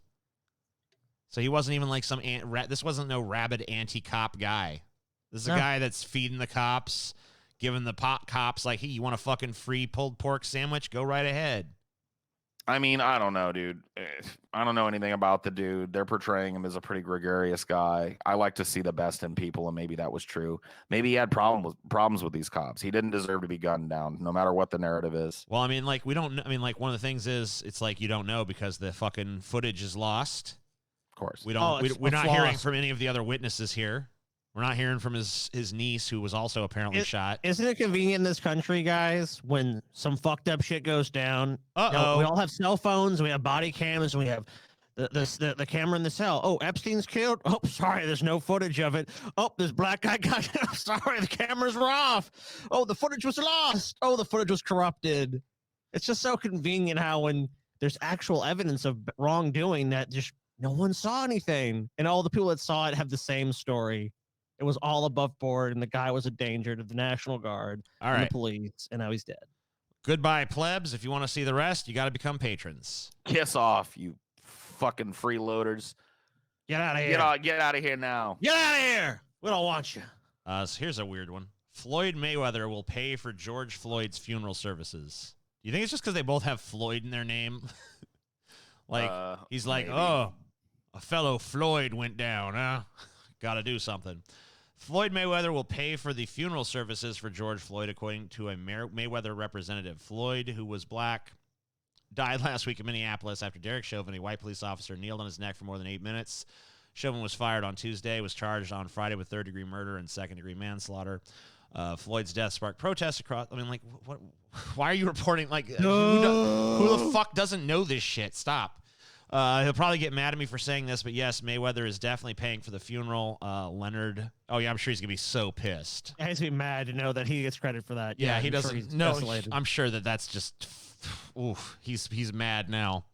Well, Floyd Mayweather has more money than God. It's nice of him to do this. It's cool. I mean, it's whatever. I just thought it was kind of funny because they're both named Floyd, and Floyd Mayweather does kind of have an ego. So I was. And I guess they said at the bottom, it says he also did this previously. It says Mayweather previously stepped in to cover the funeral expenses. Former boxer Genaro Hernandez, who died of cancer at 45 in 2011. Okay. So That's nice. I guess he's done it before. He's not. He likes to pay for people's funerals. Bad influence. YouTuber Mika, I don't know how to pronounce that. Stauffer, who shamelessly rehomed adopted autistic son, is dumped by major brands as backlash grows. I read about this. good, I good. read extensively about this. I actually didn't know you were going to pull this. I usually would not pull this kind of thing, but it seemed so beyond the pale that I just felt like. Well, Paul. Oh, sorry, TJ. No, go ahead. Paul, if you've read about this, I'd be interested to hear what you think if you've researched this. Yeah, like, give so- us the breakdown of this, so we don't have to bother reading this article. Yeah, I went and watched some videos that people have saved and stuff. So basically, what it looks like happened here, and once again, I can't know this for 100% certainty. These people adopted a little boy. I believe he's from China. Okay. And it turned out that he had autism. Sure. I don't know if they knew when they adopted him if he had autism or not, but he was, kind of like a nonverbal autistic kid, very, very hard to control, prone to outbursts and stuff. And she kind of made a big career on being this like mother of this very special needs kid. Like that was a big part of her content. Was like, look at what I can't remember what the kid's name was, but look at what he's doing today, and he's doing so good, and you really just got to be strong. And she created kind of a community based around mothers and fathers raising kids that are on the real high end of so special basically, she needs. made a connection with people, and the reason she became a success was that she had people empathizing, saying, "Hey, I'm dealt with this," or know someone has special needs. So that's kind of like why she had the support in this big YouTube channel to begin with. Right. And then, what happened behind the scenes, from what I could find, is that his behaviors, as will happen with kids like this, as he got older, got more and more destructive and harder to handle. Yeah. And she and her husband basically just pulled the ripcord and rehomed the kid, and then made this excuse video on YouTube and thought it was gonna like kind of go over well with this group of people, that they had. Because I don't know, that just seems like a very unparental thing to do. It's completely antithetical. Accepting really shitty, fucked up parents that have serious mental health or drug issues. I'm talking about the average parent. I don't think most parents can ever imagine just saying, I want to rehome my kid. Right. And I mean, for some parents, maybe it's in the best interest that they find a place that a kid can get taken care of. But this wasn't that. They found they put him back up for adoption, basically. Yeah. They found a new family for him. Like, it's not like they sent him to like a place, where they can visit him, that's going to help take care of his day-to-day needs and help teach him things. They want nothing to do with him. They're done with him. They've like excised him from the family. So they're pieces of shit. Basically. I mean, yeah, that's all he's ever. I mean, obviously he struggles a lot. He has a lot of special needs. So here's the take of someone on Twitter here. They adopted a toddler from China knowing he had autism and profited off him for years. Now that things have gotten harder and the excitement of being white saviors has worn off, they decided to rehome / return him as if he were an animal or a toy. You shouldn't do that to an animal either, by the way. I mean, I guess no. When you adopt an animal, you're responsible for that fucking animal. And yeah, you know what? You can rehome an animal as long as if you find a good home or something, I guess. Right. That's acceptable to for me. like a cat or a dog. But I mean, for a human being, I mean, like, I don't know. No. Like if you commit to being like, we are your parents, like, yeah, you don't get to just be like, oh, it's hard. It's too hard. We don't want to do it. Yeah, that's all that kid knows. And I mean, he's already going to have a difficult life to begin with. And it's just like, and especially just like the fact that they like spent years profiting off this kid and getting brand deals from like Big Lots and shit. Yeah, I mean, it's just not cute enough anymore. I'm sure that's what it was. He wasn't cute enough. He wasn't the right image anymore. And it's like, you know what? That's too difficult. Let's just get rid of him. The great thing about it is that they did exactly that. They profited off of this kid. And then they thought in their minds that they were going to profit off of getting rid of the kid too by making this really obviously hammed up. We can watch a little bit of it if you want. If they link it here somewhere. It's right there. A few moments of it at least. Oh, I mean, get ready to see something that the Oscar goes to, guys. Okay, gotcha. You're really gonna feel the emotion in this one. Sometimes there's unknowns and things that are not transparent on files and things like that. And once Huxley came home, there was a lot more special needs that we weren't aware of and that we were not told. So over the past few years, Huxley's been in numerous therapies to try to help him with all of his needs. And over the last year has been a more intense therapy that he's been in to try to help him as much as possible with his severe needs. And for us, it's been really hard hearing from the medical professionals a lot of their feedback and things that have been really upsetting for us, because it's not what we've ever wanted to hear. I want to share with you guys, like, I know deep down inside that I don't have to say anything, like, I don't have to say this, I don't have to, but I want to, like, I want to tell you, you guys have been there for us want for to so make much, money. And I want to fill you in on what's I going want to on profit and off what of my hard, like, my utter heartlessness. Exactly. Fuck you guys, because if you believe that he was part of your family, you would sooner part with your fucking own head than to get rid of a member of your fucking family. If you really love somebody and really care about them, I can't imagine discarding a fucking family member and going, well, I'm going to make a tearful video about why I just have to get rid of my own child. Can you Fuck see? you. It's so antithetical to what a fucking family is supposed to be about. I don't give a fuck what your fucking stupid video excuse is. I'm going to make this new bit. We feel so horrible. No, you fucking don't. God damn, these fucking people, dude. I'll slap the shit out of these motherfuckers, dude. God, they're so full of fucking goddamn shit. Like, stop this fucking shit. Just come out and be like, you know what? We just don't want to keep the little fuck. so we're getting rid of him. At least I can respect your fucking honesty then. This tearful fucking YouTuber of fucking apology shit. Take your apology and shove it up your fucking ass, bitch. Dude, Scotty, could you see it happening? You and TJ, you know that serious look that TJ gets on his face when he's recording like a fucking serious ass video where he's trying to like, it's time to be real about this. It's usually like when we fucked up, you know what I mean? And TJ gets to take the fall. Yeah. That's usually what. So TJ shows up with that serious ass look on his face. And he's like, guys, I'm here with my brother Scotty, and regrettably wanted to share something with you. We're gonna have to get rid of. This is very hard. We're gonna have to get rid of Stevie. He's just become. He's become too Stevie to handle, you know, and we can't be his brother anymore. We just disown him. We relegate him to the streets, to a life of insane ranting and raving under a bridge somewhere. And we really feel bad about it, guys. Oh my God! Won't someone please comfort us? Okay. Yeah, because you're the people that need comfort. Give me a fucking break. Total Recall at 30. Arnold Schwarzenegger recalls gruesome wrist-cutting injury. I don't even remember pulling this. Did you guys pull this? Yeah, I pulled this, dude. Okay, gotcha. Yeah, Scotty pulled this one. Okay.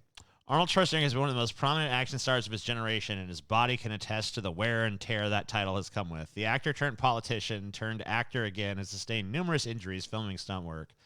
I get injured in every movie, he said in 2014. That includes a particularly nasty laceration on the set of the popular Paul Verhoeven-directed sci-fi thriller Total Recall, which turns 30 today. Schwarzenegger. Yeah, that's why I pulled it, dude. I was like, damn, Total Recall is fucking 30. Yeah, that is kind of crazy. And Schwarzenegger himself is 72. He explained to Yahoo, blah blah blah blah. So you just want an excuse to talk about Total Recall, Scotty? Pretty much, yeah. Okay, go ahead.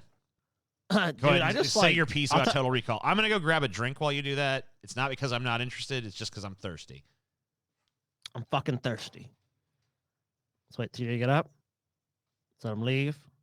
Yeah. Let him go. Let him make sure he's out of earshot, and then we can really talk about TJ. Let's get him out of here.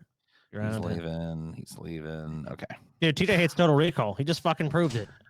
Uh-huh. He doesn't give a shit. Like, he's not dying of thirst right now, Scotty. Oh, hey, Scotty, can I reveal something to you? Hold on. I'm going to put my cam on for this. Cam on this. I'm out of drink, too. Look at that. Dry as a bone. But you know what? Am I standing up in the middle of your fucking... In the middle of what you wanted to talk about? Am I standing up, Scotty? No. I'll wait. I can wait till we're done filming for the patrons. Yeah. But one of us can't. Yeah. You have an empty glass. I have an empty Coke can. I have an empty fucking Wendy's cup. I'm fucking dry, dude. I got nothing. I had iced tea in this. You know what?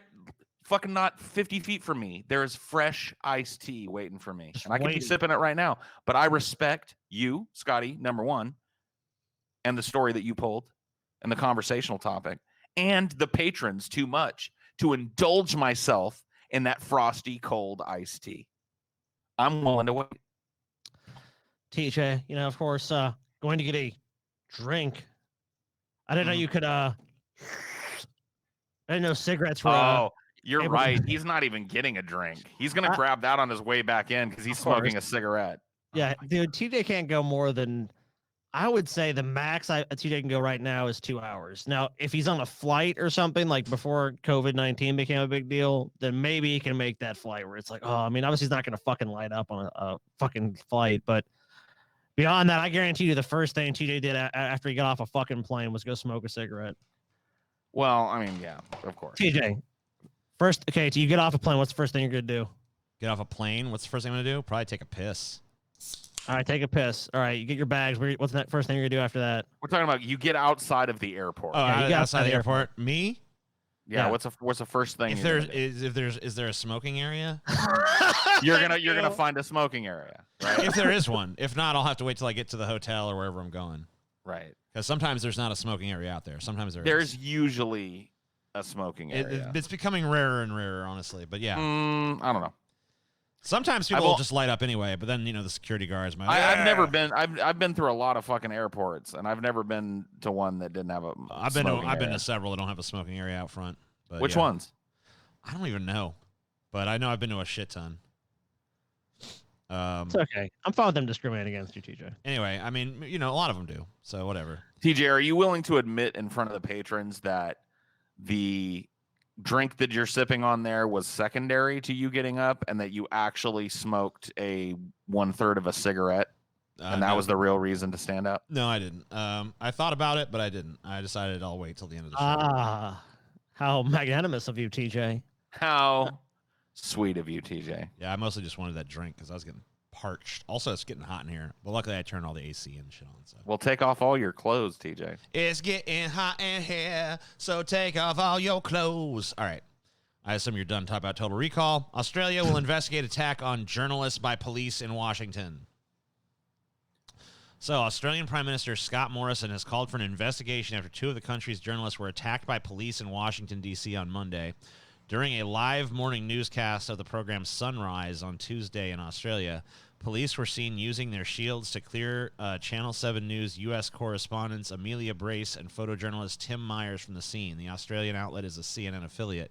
The video I mean, Yes. look, dude, I don't like what happened, but Australia, you need to put your little pee-pee away, okay? Look, we're going to investigate this obvious attack. It's like, that's all you can do, all right? You're not going to do shit.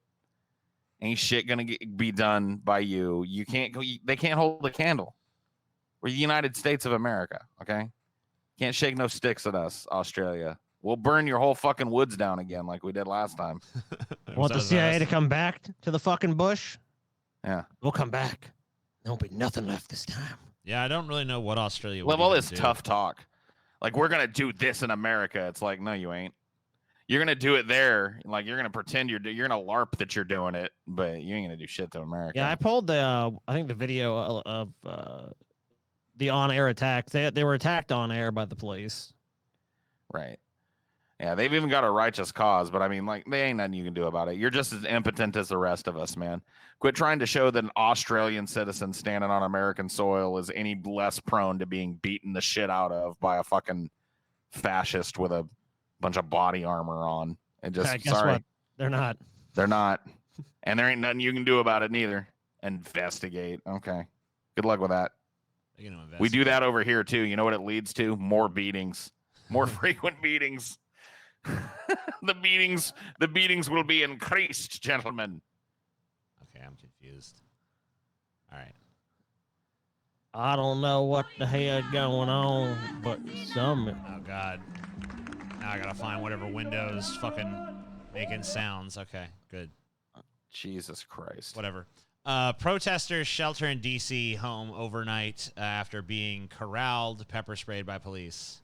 Excuse me, TJ. Let me adjust my leather jacket that I'm wearing with no shirt underneath. Excuse me. Don't you mean invaded Yeah. homes in D.C.? Protesters invaded Yeah, that's these what I meant. homes, TJ. Sorry, Sticks. I don't know how I got so confused. Refused to leave, TJ. A D.C. man opened his doors to dozens of protesters overnight. What choice did he have? The crazy mob was beating his door down, TJ. What would you expect him to do? I don't know. That's a really terrible Sticks impersonation, by the way. But No, this is the best.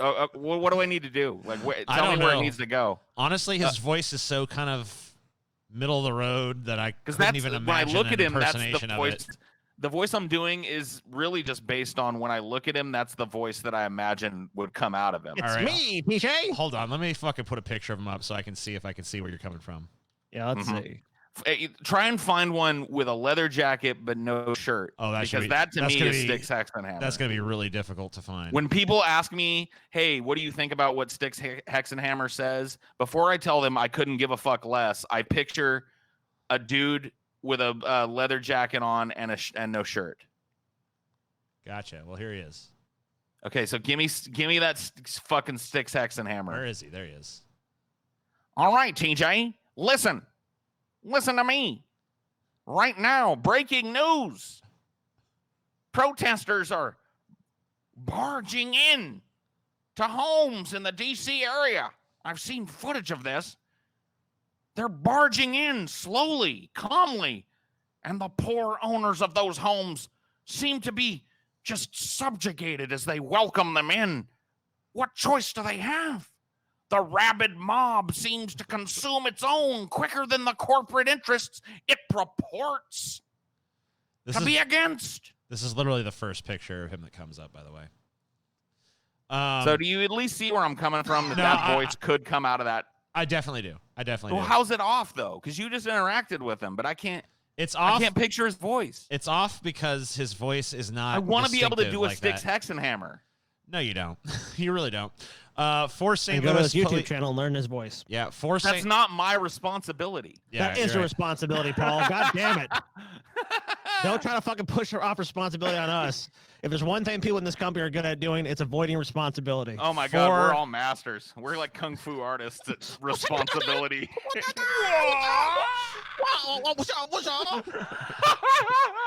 Drunken masters, dude. Just constantly fighting, trying to point at the other for responsibility. Oh my goodness. I love it, dude. This is why I work with you guys. I wouldn't have it any other way. For you want St. me to Louis, do that? Wait a minute. I've lost control here. I don't know if I ever had it. Oh, sorry. Go ahead. Four St. Louis police officers. What happened? Yeah, I don't know. Four St. Louis police officers shot during violent protests downtown. Wait a minute. Where did this happen? St. Louis. St. Louis. You don't think that a particular... you know what I mean? Oh shit, I don't know, man. You don't think that a certain individual might have been involved in this situation here? I doubt if it. the shooting happened by the water, then I definitely know who did it. 4 police officers were shot in downtown St. Louis amid ongoing violent protests. Monday night, a shooting police chief, John Hayden, said was carried out by cowardly individuals. Because it really, you know, the shooting, I'm not even going to. The shooting happened near St. Louis police headquarters around 16th and Olive, where a group of protesters and police have been clashing repeatedly throughout the night. Hayden said the 4 officers, ranging from age 28 to 52, all suffered non-life-threatening injuries. 3 of the officers were shot in the leg or foot, and the 4th was shot in the arm. Hey, it sounds like they took Joe Biden's advice. They were following the advice of Joe Biden, dude. It's like, man, should we shoot the cop in the head? No. Wow. Joe Biden said shoot him in the leg. Oh, okay. Go for the leg. Go for the leg. Oh, look at this here. No, I take out a cop like you. One suspect escaped. Quote, he jumped into the canal and seemed so at home in the water and glided away so gracefully that none of us could catch him, end quote. Damn. Oh, yeah? Like, what was that? Who could that have been? I don't know. Very mysterious. I gotta tell you guys, dude. I'm at that odd part of the Brett Keane PTSD cycle where I'm starting to feel like covering him again and shit. Now I know I'm not ever gonna do it, but I'm just letting you know that it's that weird part where it's like the scab is healed and kind of started to flake off, and you're like, okay, let's. I haven't fucking looked at what he's been doing in years. I haven't either. I wonder if he even. He probably still makes videos. This is Brett Keane. What are we talking about? I haven't looked either, but I'm just letting you know that the urge has been right. Got we already talked about our plan. Rising. That's something we got to release to fucking just like maybe like the chef's table. The plan to make, if we ever made a Brett Keane thing, what it would take to actually for people to see it. But that's neither here nor there. Cop shot in head in one of 2 police-involved shootings at protests in Vegas. Damn. They did not listen to Joe Biden. I guess Joe Biden's words didn't get to Vegas in time. What local sheriff says were 2 protest-related shootings in Las Vegas Monday night left a Las Vegas police officer on life support and resulted in the death of a suspect at another scene. Metropolitan Police Department Sheriff Joe Lombardo told reporters in an overnight briefing that the demonstrations led to both incidents. He said officers were attempting to disperse a large crowd of demonstrators in front of the Circus Hotel and Casino on the Vegas Strip, which they're probably just there protesting because the Circus fucking hotel and casino sucks dick. Why are they trying to disperse them? And we're being hit with rocks and bottles from the crowd. While trying to detain some people, Lombardo said a shot rang out and our officer went down.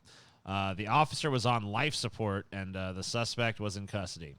Downtown, city police and federal officers were posted at the stairs of the federal building to protect it from protesters when a man with multiple firearms who appeared to be wearing body armor reached for a firearm, Lombardo said. He was shot by an officer and pronounced dead at the hospital.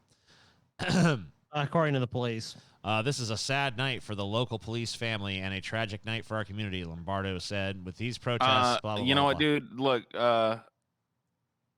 I don't like that this cop was shot and shit.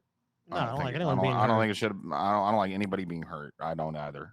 I think I've been pretty consistent in that over the years in my rhetoric and my positions. That being said, yeah, I understand. This police chief is saying this is a tragedy in our community. One of ours has been killed senselessly, violently, horribly. He's on life support. It's probably not going to make it, and it's horrible. Think about the community that you police, upon which you have inflicted this over and over and over again in the past for at least fucking 50, 60, 70, 80 years. And tell me you can't empathize. See, this is why I don't understand what the disconnect is in these cops that are willing to take these orders and stand up and beat these people. They come from these people. Well, a lot of times they don't. See, that's a problem. A lot of the fact that cops are traded around. No. Cops should come from the communities that they police. Right, I agree. Because with you know that. what? Having those fucking connections and coming from those neighborhoods is invaluable. I'll give you a statistic that I talked about in the thing I just last live stream I did, which is that 2/3 of cops who are like city cops do not live in the communities they serve. They're just there. It's like a free agency thing. It's the same thing. I don't mean to go off on a total rant, but it's the same thing I've ranted about when it comes to school superintendents. I think the superintendent of schools should, ideally be from the community or at least the area in which the school is situated. And that's almost never the case. I mean, you best understand the areas that you have an affinity for, that you grew up in, that you have. Well, when you're talking about local policy, I just feel like it behooves, and I don't think anybody disagrees with this, it behooves you to have somebody that's actually local, that knows the people and knows how the city is and knows the problems. Oh, yeah, 100%. To be elevated to these types of positions. There's no way. There's absolutely no excuse for this type of violence. And you know what? Mr. Floyd, George Floyd, is one dude. And I don't mean to denigrate it, but how many of these go underreported in how many neighborhoods here in America and all over the world? But let's just focus on America here. How many of these happen and are never reported beyond some local blurb in some local fucking newspaper? Never really appear anywhere except on vague and hard to interpret statistical graphs and shit that people try and make showing police violence reduced to a number. I was reading some shit earlier that was, real focused on this. A black man is 2 to 3 times more likely to be shot and killed by the police than a white man is. Yes. And while that is a sobering statistic, it's just that, isn't it? It's number. It doesn't give you any idea of what that must be like. What it must be like to go out and to know that the average, as small as it is, because look, most black people are not shot and killed by the police. Right. But to know that just because of the color of your skin, that when you step out of your fucking door, even when you're just sitting in your own home, there's this constant fucking average hanging over your head that's higher than if your skin was another color. That a cop kick your door in or pull you over on your way to work tomorrow and get jumpy and kill you. They're way more likely to be pulled over. They're way more likely to well, it's living with uncertainty. Get arrested and charged with like marijuana and other fucking trivial crimes like that. It's the uncertainty factor. It's like you never know if you go out. I mean, and everyone faces to some degree. Am I going to go out and have a good day, or is this my unlucky day? And that could be for, the average person. Oh, I'm worried I'm going to get into a car accident or something like that. Right. And then just add all that and then add if I encounter the fucking police, what's going to happen to me? Am I going to be brutalized in some way? Am I going to be murdered? Am I going to be harassed? I mean, just 24 hours a day, because the police can kick your door in. You are 2 to 3 times more likely to be killed at any given moment by a cop than somebody whose skin is white. One time, me and Galen were driving around in his car, right? and he had a very.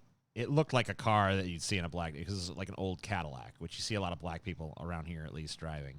And a cop pretty much followed us like for several blocks until we pulled in our driveway, or my driveway, and got out of the car. And he saw we were white. And he's just like, okay, and he just drove off. Right. So yeah, it's like, I mean, like he was following us because he thought we were black. He saw we were white, and he just instantly like, oh, okay, who cares?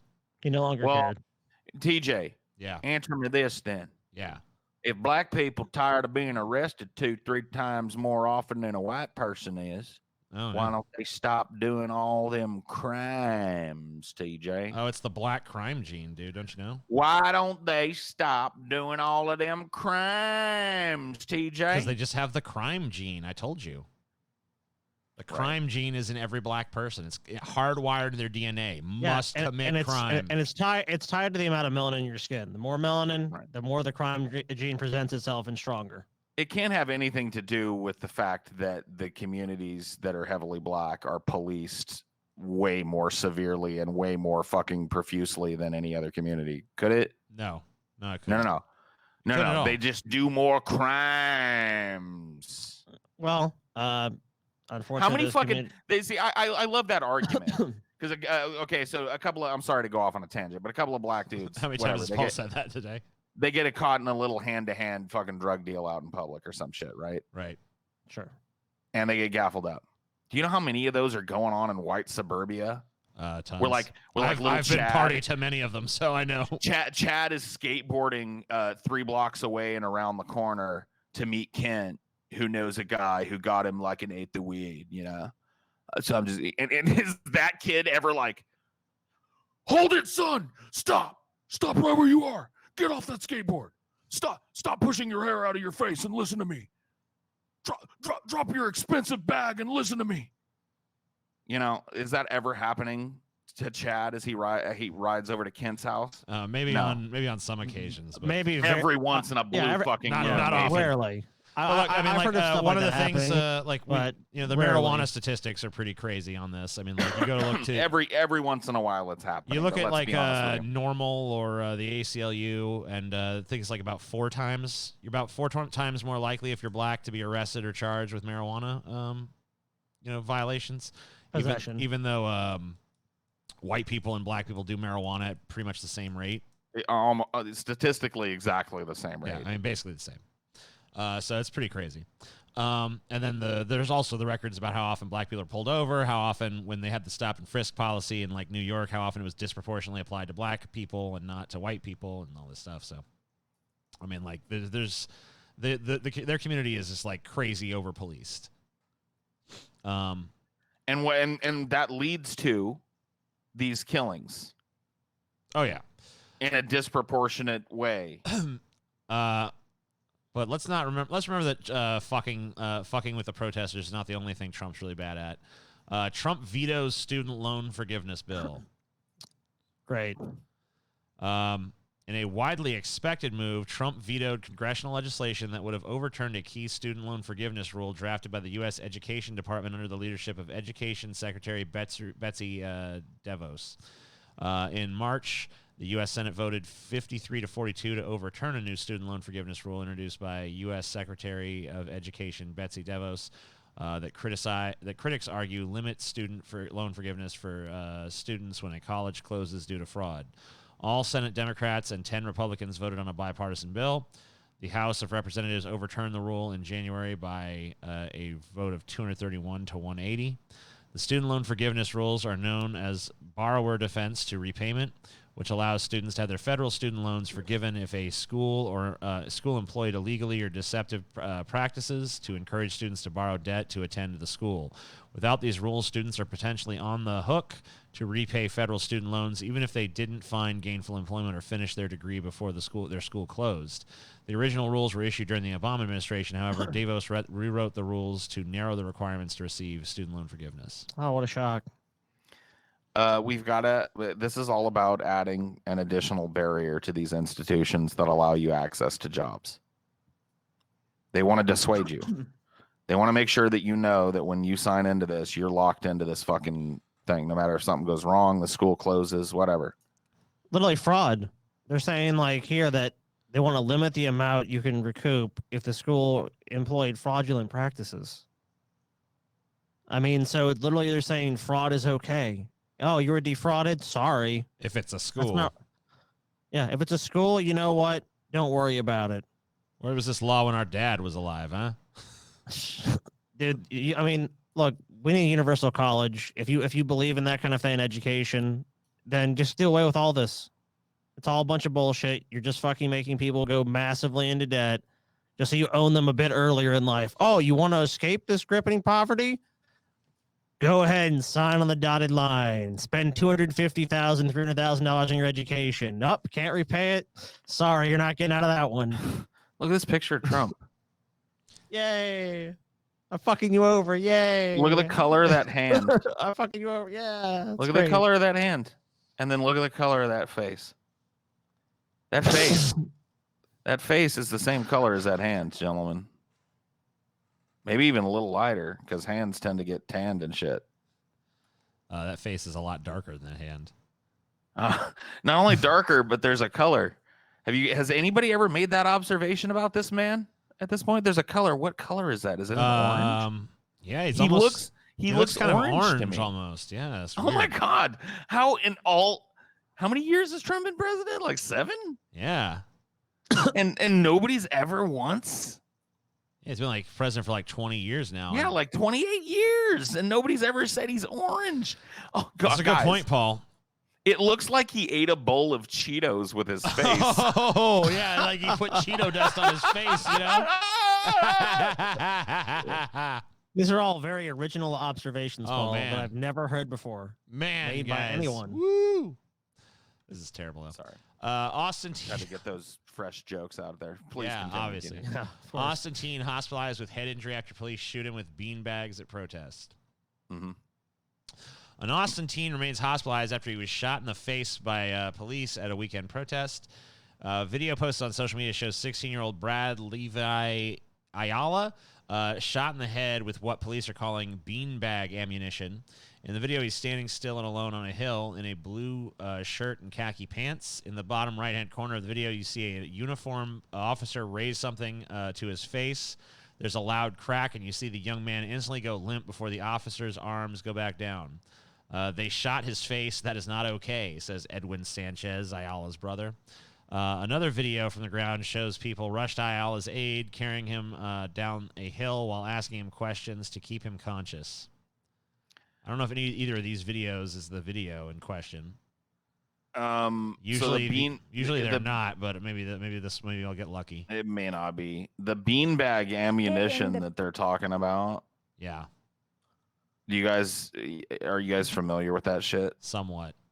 I've been shown it. It's like less than lethal ammunition is what they call it. Yeah, less lethal. Yeah. And it's fired from a shotgun. Yes. So it's a giant bunch of rubber pellets, basically, in a bag, fired from a shotgun. So it's not metal, so it won't penetrate you. But it'll break your fucking ribs. It'll knock you right the fuck out, knock the wind out of you, break your leg if you're shot with it. Well, there's a reason they call it less lethal and not non-lethal, because it actually can still kill you. Because that's what the cops do when they do something like this. When they fire this shit, they call it beanbag ammunition, because that summons in the mind like lounging on a big fluffy pillow or something, We're tossing a little beanbag back. Right. Oh, they just hit him with a beanbag. No. This shit'll break you. It'll kill you if they shoot you in the face with it. And he was shot in the face with it. Yeah. Go right up to a 16-year-old standing around and fucking just shoot him in the face with a less lethal projectile for fun, I guess. It's ridiculous. That's what you get for protesting, TJ. That'll teach you to express your fucking First Amendment rights, you piece of shit. I guess you can scan. Oh, we already moved on. Whatever. Oh, sorry. There's just a lot left. Oh yeah, let's keep going then. White nationalist group posing as Antifa called for violence on Twitter. Other misinformation and misleading claims spread across Twitter on Sunday night and into Monday related to the protests. A Twitter account claiming to belong to a national Antifa organization and pushing violent rhetoric related to ongoing protests has been linked to the white supremacist group Identity Europa, according to a Twitter spokesperson. The spokesperson said the account violated the company's platform manipulation and spam policy, specifically the creation of a fake account. Twitter suspended the account after a tweet that incited violence. As protests were taking place in multiple states in the U.S. Sunday night, the newly created account Antifa US tweeted, "Tonight's the night, comrades," with a brown raised fist emoji, and "Tonight we fuck this city, and we move into the residential areas, the white hoods, and we take what's ours." This isn't the first time Twitter has... Oh my God, dude, these people. So no one was saying this, so they had to go create their own little jerk off account to be like, see how bad it is. They were hoping that someone would read their tweet and be like, "Oh, Yeah. we're raiding the fucking white hood now to take back the neighborhood or whatever." You know? Yeah, which is what they want. Which Exactly like what they anyone who fucking read like you could. It's just like you can fucking smell a cop a mile away. You could smell one of these motherfuckers a mile away too. Mm-hmm. Let us do violence. This isn't the first. Yeah. Hello, fellow protester. Let us burn down the White House. What sayeth you? You know? So stupid. This isn't the first time Twitter's taken action against fake accounts, blah, blah, blah, blah, blah. So, yeah, it's a bunch of white supremacists trying to kick off World War II with this shit are like, yeah, hello, fellow Antifa brothers and comrades. Normally, Let us I now like take parody to in the fake white accounts, neighborhoods but, and destroy them. But when your fake account is pretending to be a wing of Antifa that wants to destroy neighborhoods, yeah, come on. Oh, my God. So embarrassing. So stupid.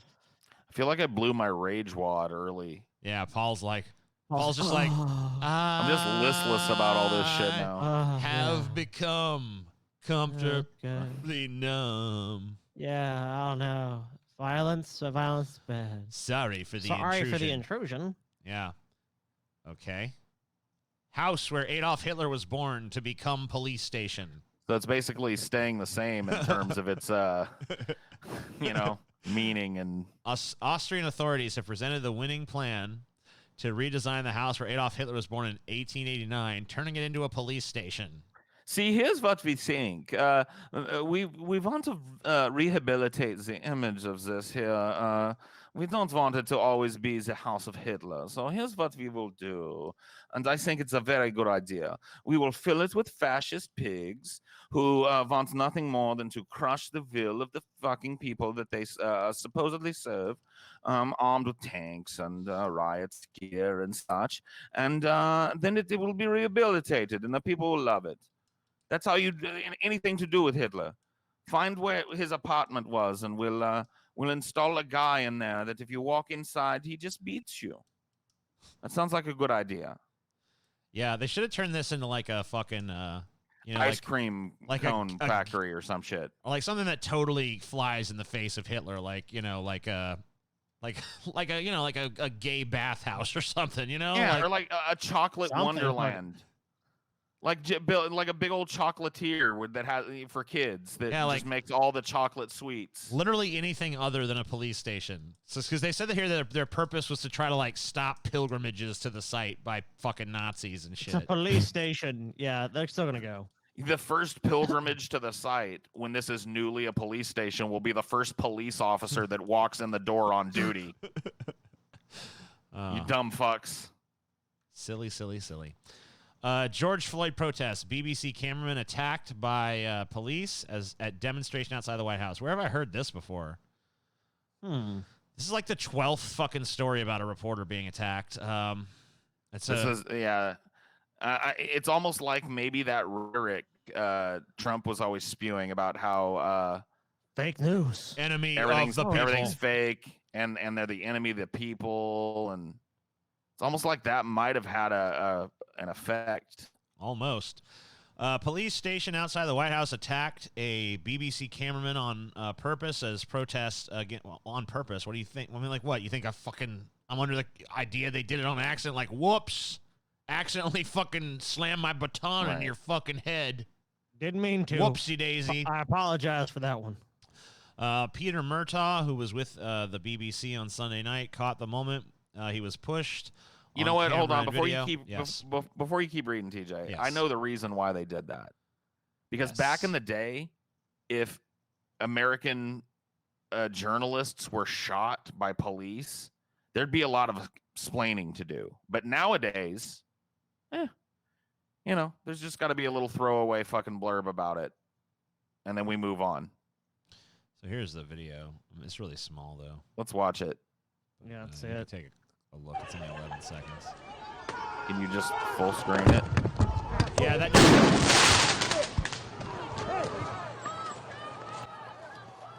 All right. I don't really know exactly what happened there. Let's watch again from the beginning. The police just ran up to him and hit him. Okay. All right. Well, he shouldn't have been standing in their way. He shouldn't have been at the protest, not protested and just covering the event. There's an explosion that goes off, which could be a number of fucking things. It could be It's like fireworks. could be like a flashbang. It could be fireworks set off by protesters. It could be that kind of explosive, less than lethal ordinance. It's like a grenade that's got a bunch of rubber bullets in it and shit. Yeah. That they throw in, the stunner grenade or whatever the fuck they call it. Right. Could have been one of those going off in the crowd. Who knows? Who knows? But yeah, they got freaked and attacked. 50% of pre-retirees think Social Security will be a major source of senior income, and that's a problem. 64% of retirees consider Social Security a major source of income. Millions of seniors today count on Social Security to pay their bills. In fact, 64% of retirees consider it a major source of income, according to a new survey by the Society of Actuaries. But 50% of pre-retirees may be in for a huge financial shock for one very big reason. They expect the same out of Social Security at a time when future benefit cuts are very much on the table. Social Security's future sounds is wonderful, rocky. doesn't it? In April, the Social Security trustees revealed that if lawmakers don't come up with a solution to pump more money into the program, benefit cuts will may be on the table as early as 2035.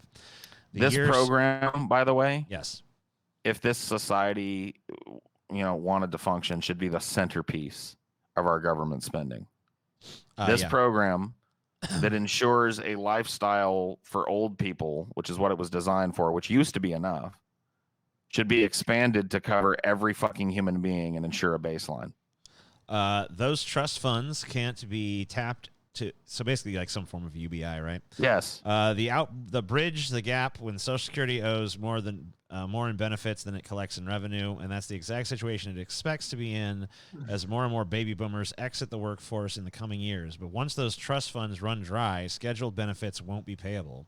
The COVID-19 crisis is, unfortunately, only making things worse. Social Security's main source of revenue is payroll taxes, but with millions of Americans out of work and jobless claims hitting a record high, the program is not taking in money as it normally would.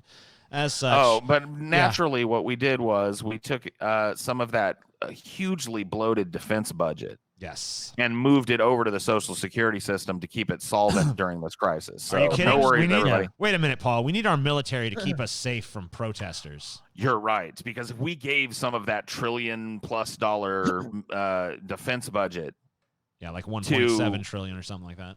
Yeah, to ensure that Social Security remains solvent during this crisis, that's exactly when Osama bin Laden 2 would have risen. And because that $1 trillion wasn't there, we wouldn't be able to respond. Tell me about it. It's just crazy. The reason I pulled this keep ourselves safe, dude. The reason I pulled this story, it's like, look, you have 50% of people going, yeah, I'm gonna rely on this, and they're basically saying this program's not gonna have enough money, so they're gonna and a lot of people that are using this as the main source of income to support themselves. I mean, it's inadequate now. All you would have to do is stop 30%. All you would have to do to make this shit solvent, by the way, is to stop capping it at a certain income level. Because beyond a certain point, they stop taxing Social Security. If they just got rid of that, true. And they said, hey, I got to be honest with you. I think they should not only stop capping it. I think that people above a certain income level should pay disproportionately more into the system than anybody else. Oh yeah, absolutely. I'm 100% down with that.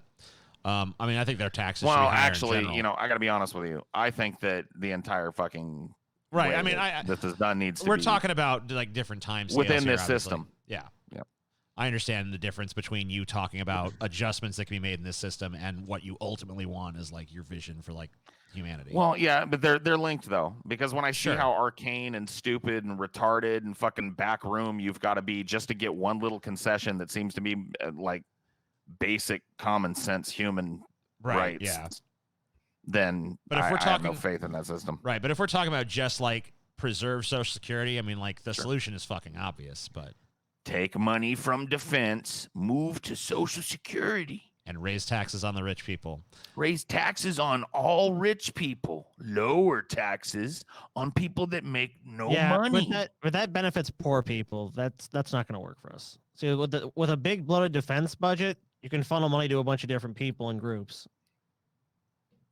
You know, you can't really do with Social Security. You do the same thing, but it just benefits people who rely on it, like especially older people. And that's not really. I mean, look, they're not getting many defense contracts. I mean, you can't really, can't profit off them the same way. Sorry. Gotcha. All right. I can't be silent. Hong Kong people aim to mark Tiananmen despite ban. Well, I hope they I hope they're ready to also be marked as targets, because there's no way. I can't wait to happen. watch our impotent condemnation of the Chinese response to this. That's virtually identical to our own. Oh, there's going to be. Hold on, though. There's going to be some people left holding their dicks over this. You talked to one of them. You made a video to one of them. Like guys like Styx Hexenhammer that love when this shit happens in Hong Kong. People are out there throwing firebombs and shit. You could see his chest all beaded with sweat when he talked about them Hong Kong performances. Yeah, because it's so different, though. But right in the middle of condemning the same type of anti-capitalist, anti-fucking oppression action here in America, it pops off somewhere else and you want to suck that dick too. Man, which dick do you suck? Which one do you pretend to be behind? Just brazenly suck both dicks and act like there's no contradiction. That's what I've seen them do. That's probably what'll happen. Many Hong Kong people will find their own way to mark the 31st anniversary of Chinese troops opening fire on protesters in and around Tiananmen Square after an annual candlelight vigil was canceled for the first time because of the coronavirus. Yeah, sure. The anniversary of the crackdown on the student-led democracy protest has a special poignancy this year, coming a week after Beijing gave the green light to move ahead with national security legislation for Hong Kong, which critics fear will crush freedoms in the former British colony. I can't be silent. If people tell me to keep silent, I won't, said office worker Daisy Lamb, 52, who has attended nearly every vigil since June 4th, 1989 with her children.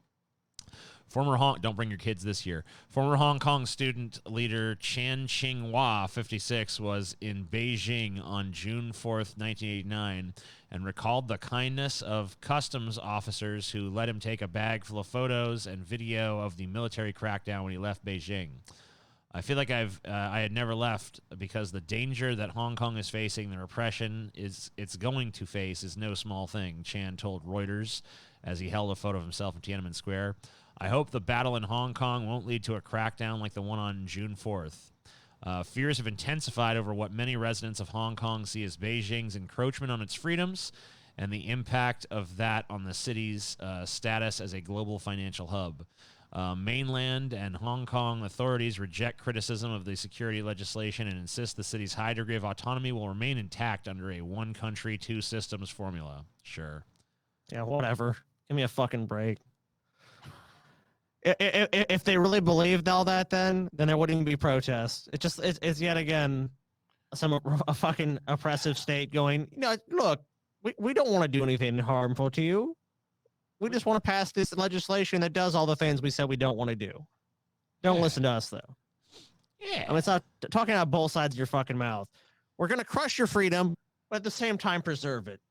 Like for me, the writing's on the wall. All over the fucking world, this shit like this happens, and has happened, by the way. How many of you remember the London riots that happened a few years ago? I do. It was about 8 years back. Yeah, barely though. I was thinking just recently in France about the yellow vests. Yeah, that happened. Yellow vest riots. I was thinking about those London riots though, and it's like the first time I thought about them in forever. Yeah, those got pretty. Those were huge. Crazy. Yep. So, this type of shit, we're just becoming accustomed to it. And this is just kind of part of it. The crackdown comes. Everybody's rabid and interested for a few days, and then it goes right back to sucking the dick because that's what you got to do to live. You know. Yep. And nothing's gonna change. Like no vote you cast is gonna change until that paradigm. I mean, just think about the fact that you know, we have this legislature here, right? Mm-hmm. And you know, we have the House controlled by the Democrats. We have the Senate, which is controlled by the Republicans. But like, have we seen any like police reform legislation pop up in either of these government bodies during this time of crisis? I mean, I tell you what, there might have been token police reform legislation entered in. I haven't none seen of it passed. None of it seen- went to the president's desk. I haven't seen any. I mean, like, I haven't even seen a person introduce it. Like, you think that, Most likely, here's what happened. Because here's the thing. Here's what a lot of these politicians do. I bet there are several of these. They will attach their name to a piece of legislation. Yeah. And that gives them clout. It never gets out of committee. It's Right. never even taken to a vote. It never hits the president's desk, but it's like a virtue signal. It's like, oh yeah, look at me. I was a signatory, or I was a principal contact on. They haven't even violence bothered against. They haven't even bothered doing that. I mean, like, as far as I can tell, I haven't heard one fucking thing. Like, I've been following all of the They major... don't announce them. They Right. don't usually announce them. That's why when somebody runs for president, they're always spouting off something that you don't know quite what they're talking about.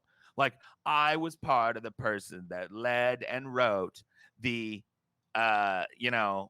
anti-violence, the Police Reform Act of 2018. What they don't tell you is that the Police Reform Act of 2018 never left committee, was never voted on, and never had a single chance of becoming law. Right. Fuck no, it didn't.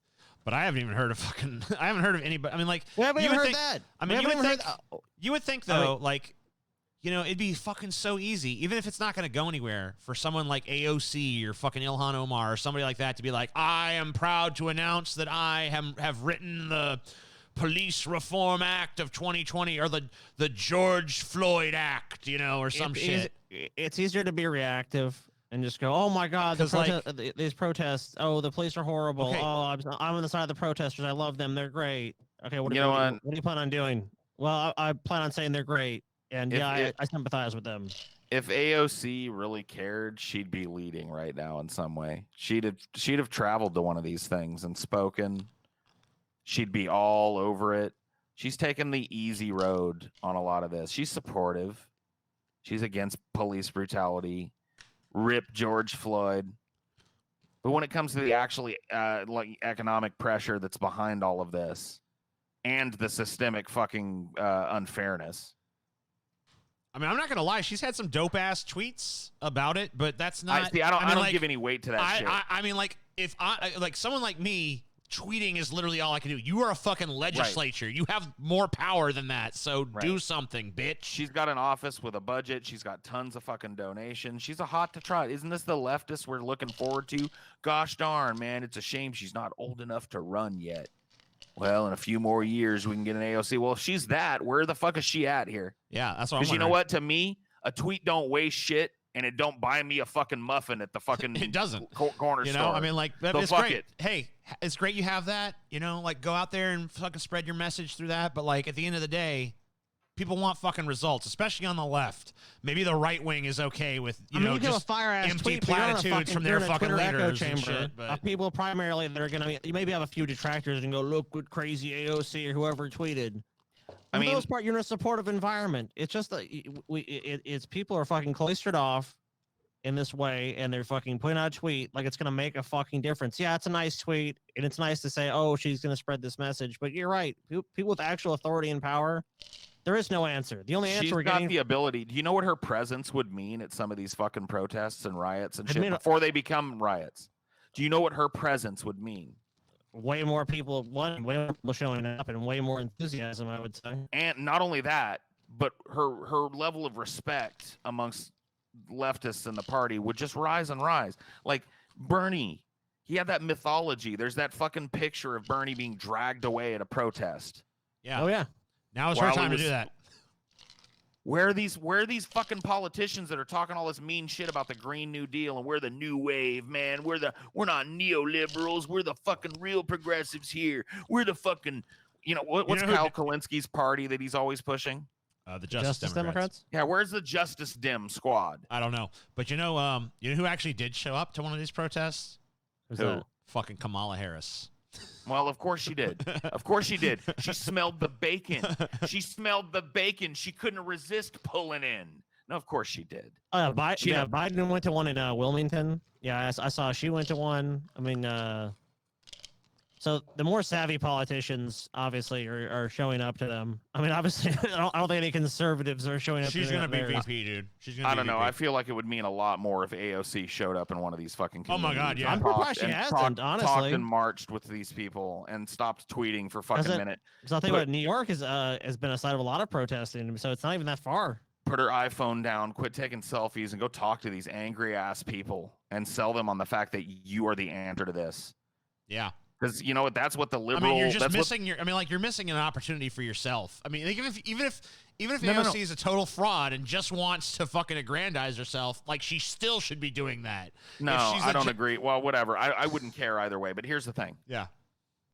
If she is the hot shit that a lot of the left seems to think that she is, then what does she have to lose? Nothing. I mean, she has everything to gain. Right.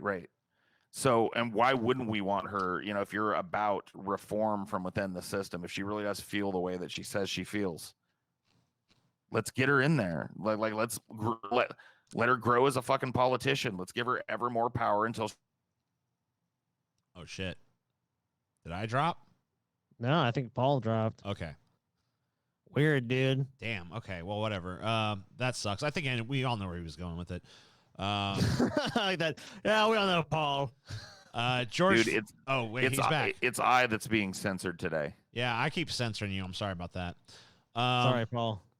George Floyd protests. UK government urged to suspend export. Oh, here's an interesting kind of story, I guess. The UK government is being urged to suspend export of tear gas, rubber bullets, and riot shields to U.S., which I didn't even know they provided for us, but I guess they do, amid use of excessive force. Won't happen. The government is being urged to suspend the sales of British tear gas, rubber bullets, and riot shields to the United States amid fears they're being used against civil rights protesters. So, I don't know. This probably won't even happen, but I thought it was kind of interesting. I mean, look, why is it going to happen? I mean, it's not going to happen. There's a conservative government in the UK. I mean, maybe not as conservative as the one in America, but I don't think that they're looking to fucking ruffle feathers like that over this. There's like, this is just, this deal is fine. I don't see them changing it. They're probably stopping the export of that shit because they're stockpiling it because they know this shit is probably coming to a theater near them soon. Yeah. That's what I suspect. I wouldn't be shocked. I mean, I know there have been international protests, but yeah, you're right on the. This is a cute way of dressing up. Like, hey, we're gonna go ahead and stockpile this shit because we got a feeling something's brewing over here. All right, let's go ahead and wrap it up with this story here. That $600 unemployment benefit is likely going away. New plan would pay Americans a bonus to return to work. Return, wage slave, for your bonus. So you get to bid on yourself on the slave stocks. Yeah. Huh? Nice. I like it. Let's see. Unemployment going away. Okay. Well, Paul, remember, people are not incentivized to work now. They're getting too much money from the government. The $600 weekly return to work. Yeah, the $600 weekly enhancement to unemployment benefits will likely end after July 31st. Paul's dropped again, whatever. One Democratic proposal would gradually reduce the $600 benefit as the unemployment rates improve. A Republican idea would pay Americans a bonus to return to work. Okay. The $600 enhancement to weekly unemployment checks is stopping at the end of July. While Democrats want to extend the extra pay into next year, Republicans appear resolute in blocking an extension. But lawmakers on both sides of the political spectrum are floating other ideas, likely tying aid to amount of unemployment rate. Lawmakers on both sides of the political spectrum are floating other ideas, like tying aid amounts to the unemployment rate or paying a bonus to those who find a job. Blah, blah, blah, blah. What kind of bonus, though? It doesn't really say. I guess that, these likely less. These are set to expire at the end of July. The Republicans are saying that they're definitely going to block it. They don't want it to happen. So Democrats are trying to get something passed to like, okay, well, let's reduce it gradually or something. And remember the House passed that bill. Some people want to, and it extended basically unemployment benefits until I think it was like January of 2021. Obviously, Republicans want their they want the wage slaves back, so they're like, hey, no, give them too much money. Yeah, and the shit in July ends. That's fine. We'll fucking pay it till July. But when July is over, their asses are coming back. Yeah. So I mean, but now there's talk of like, oh, we'll give you like a big benefit if you go back to work. You know, we'll give you one lump sum to return to the fucking workforce. Go back. Yeah, dude. Once more into the breach. If you'll come back, like I wouldn't be surprised if it's like, yeah, if you go back and work for 6 months, you get a $2,000 tax credit. Get a bunch of tax money for yourself. Lame. They'll have some that dangle in front of people. They'll be like, go back. You need to go back. Yeah, coronavirus. It doesn't matter. Go back. Go back. You'll be fine. Go back. Remember how the coronavirus is gone now? Yeah, I remember. Yeah, guys, remember all this shit started happening. The coronavirus just went. Coronavirus is like, I guess I'm not the hot shit anymore. I'll just fucking go away. You know. Well, see you guys. I mean, this is just a desperation move. This is them trying hey, let's throw a little bit more money at them, and then everything will be back to the status quo where we can work them to shit for just barely enough money to get by, and ask them to do more and more ridiculous. Damn, dude. All right. Ridic. A lot of ridic. Oh, man, that ridic. Ooh. That fucking ridic, dude. That's the most cogent point Paul's ever made. I've heard a lot of Paul rants, dude. But that's the best dick there is, that ridic. You know what I mean? You want my ridic? Oh, yeah. Suck my ridic. I'm not Chronicles glad that of Paul's ridic. having these problems, but dude, let me tell you something. Like, it does feel good not to be the one that's internet is just dropping out fucking continuously. Yeah, that's kind of cool, huh? Because usually it's been you. Oh yeah, it's been me, it's been you, but Paul's fucking finally taking a fucking bite out of the turd sandwich internet, dude. Just like another thing. No, I'm down. And what? No, I'm down. It's like fuck, dude.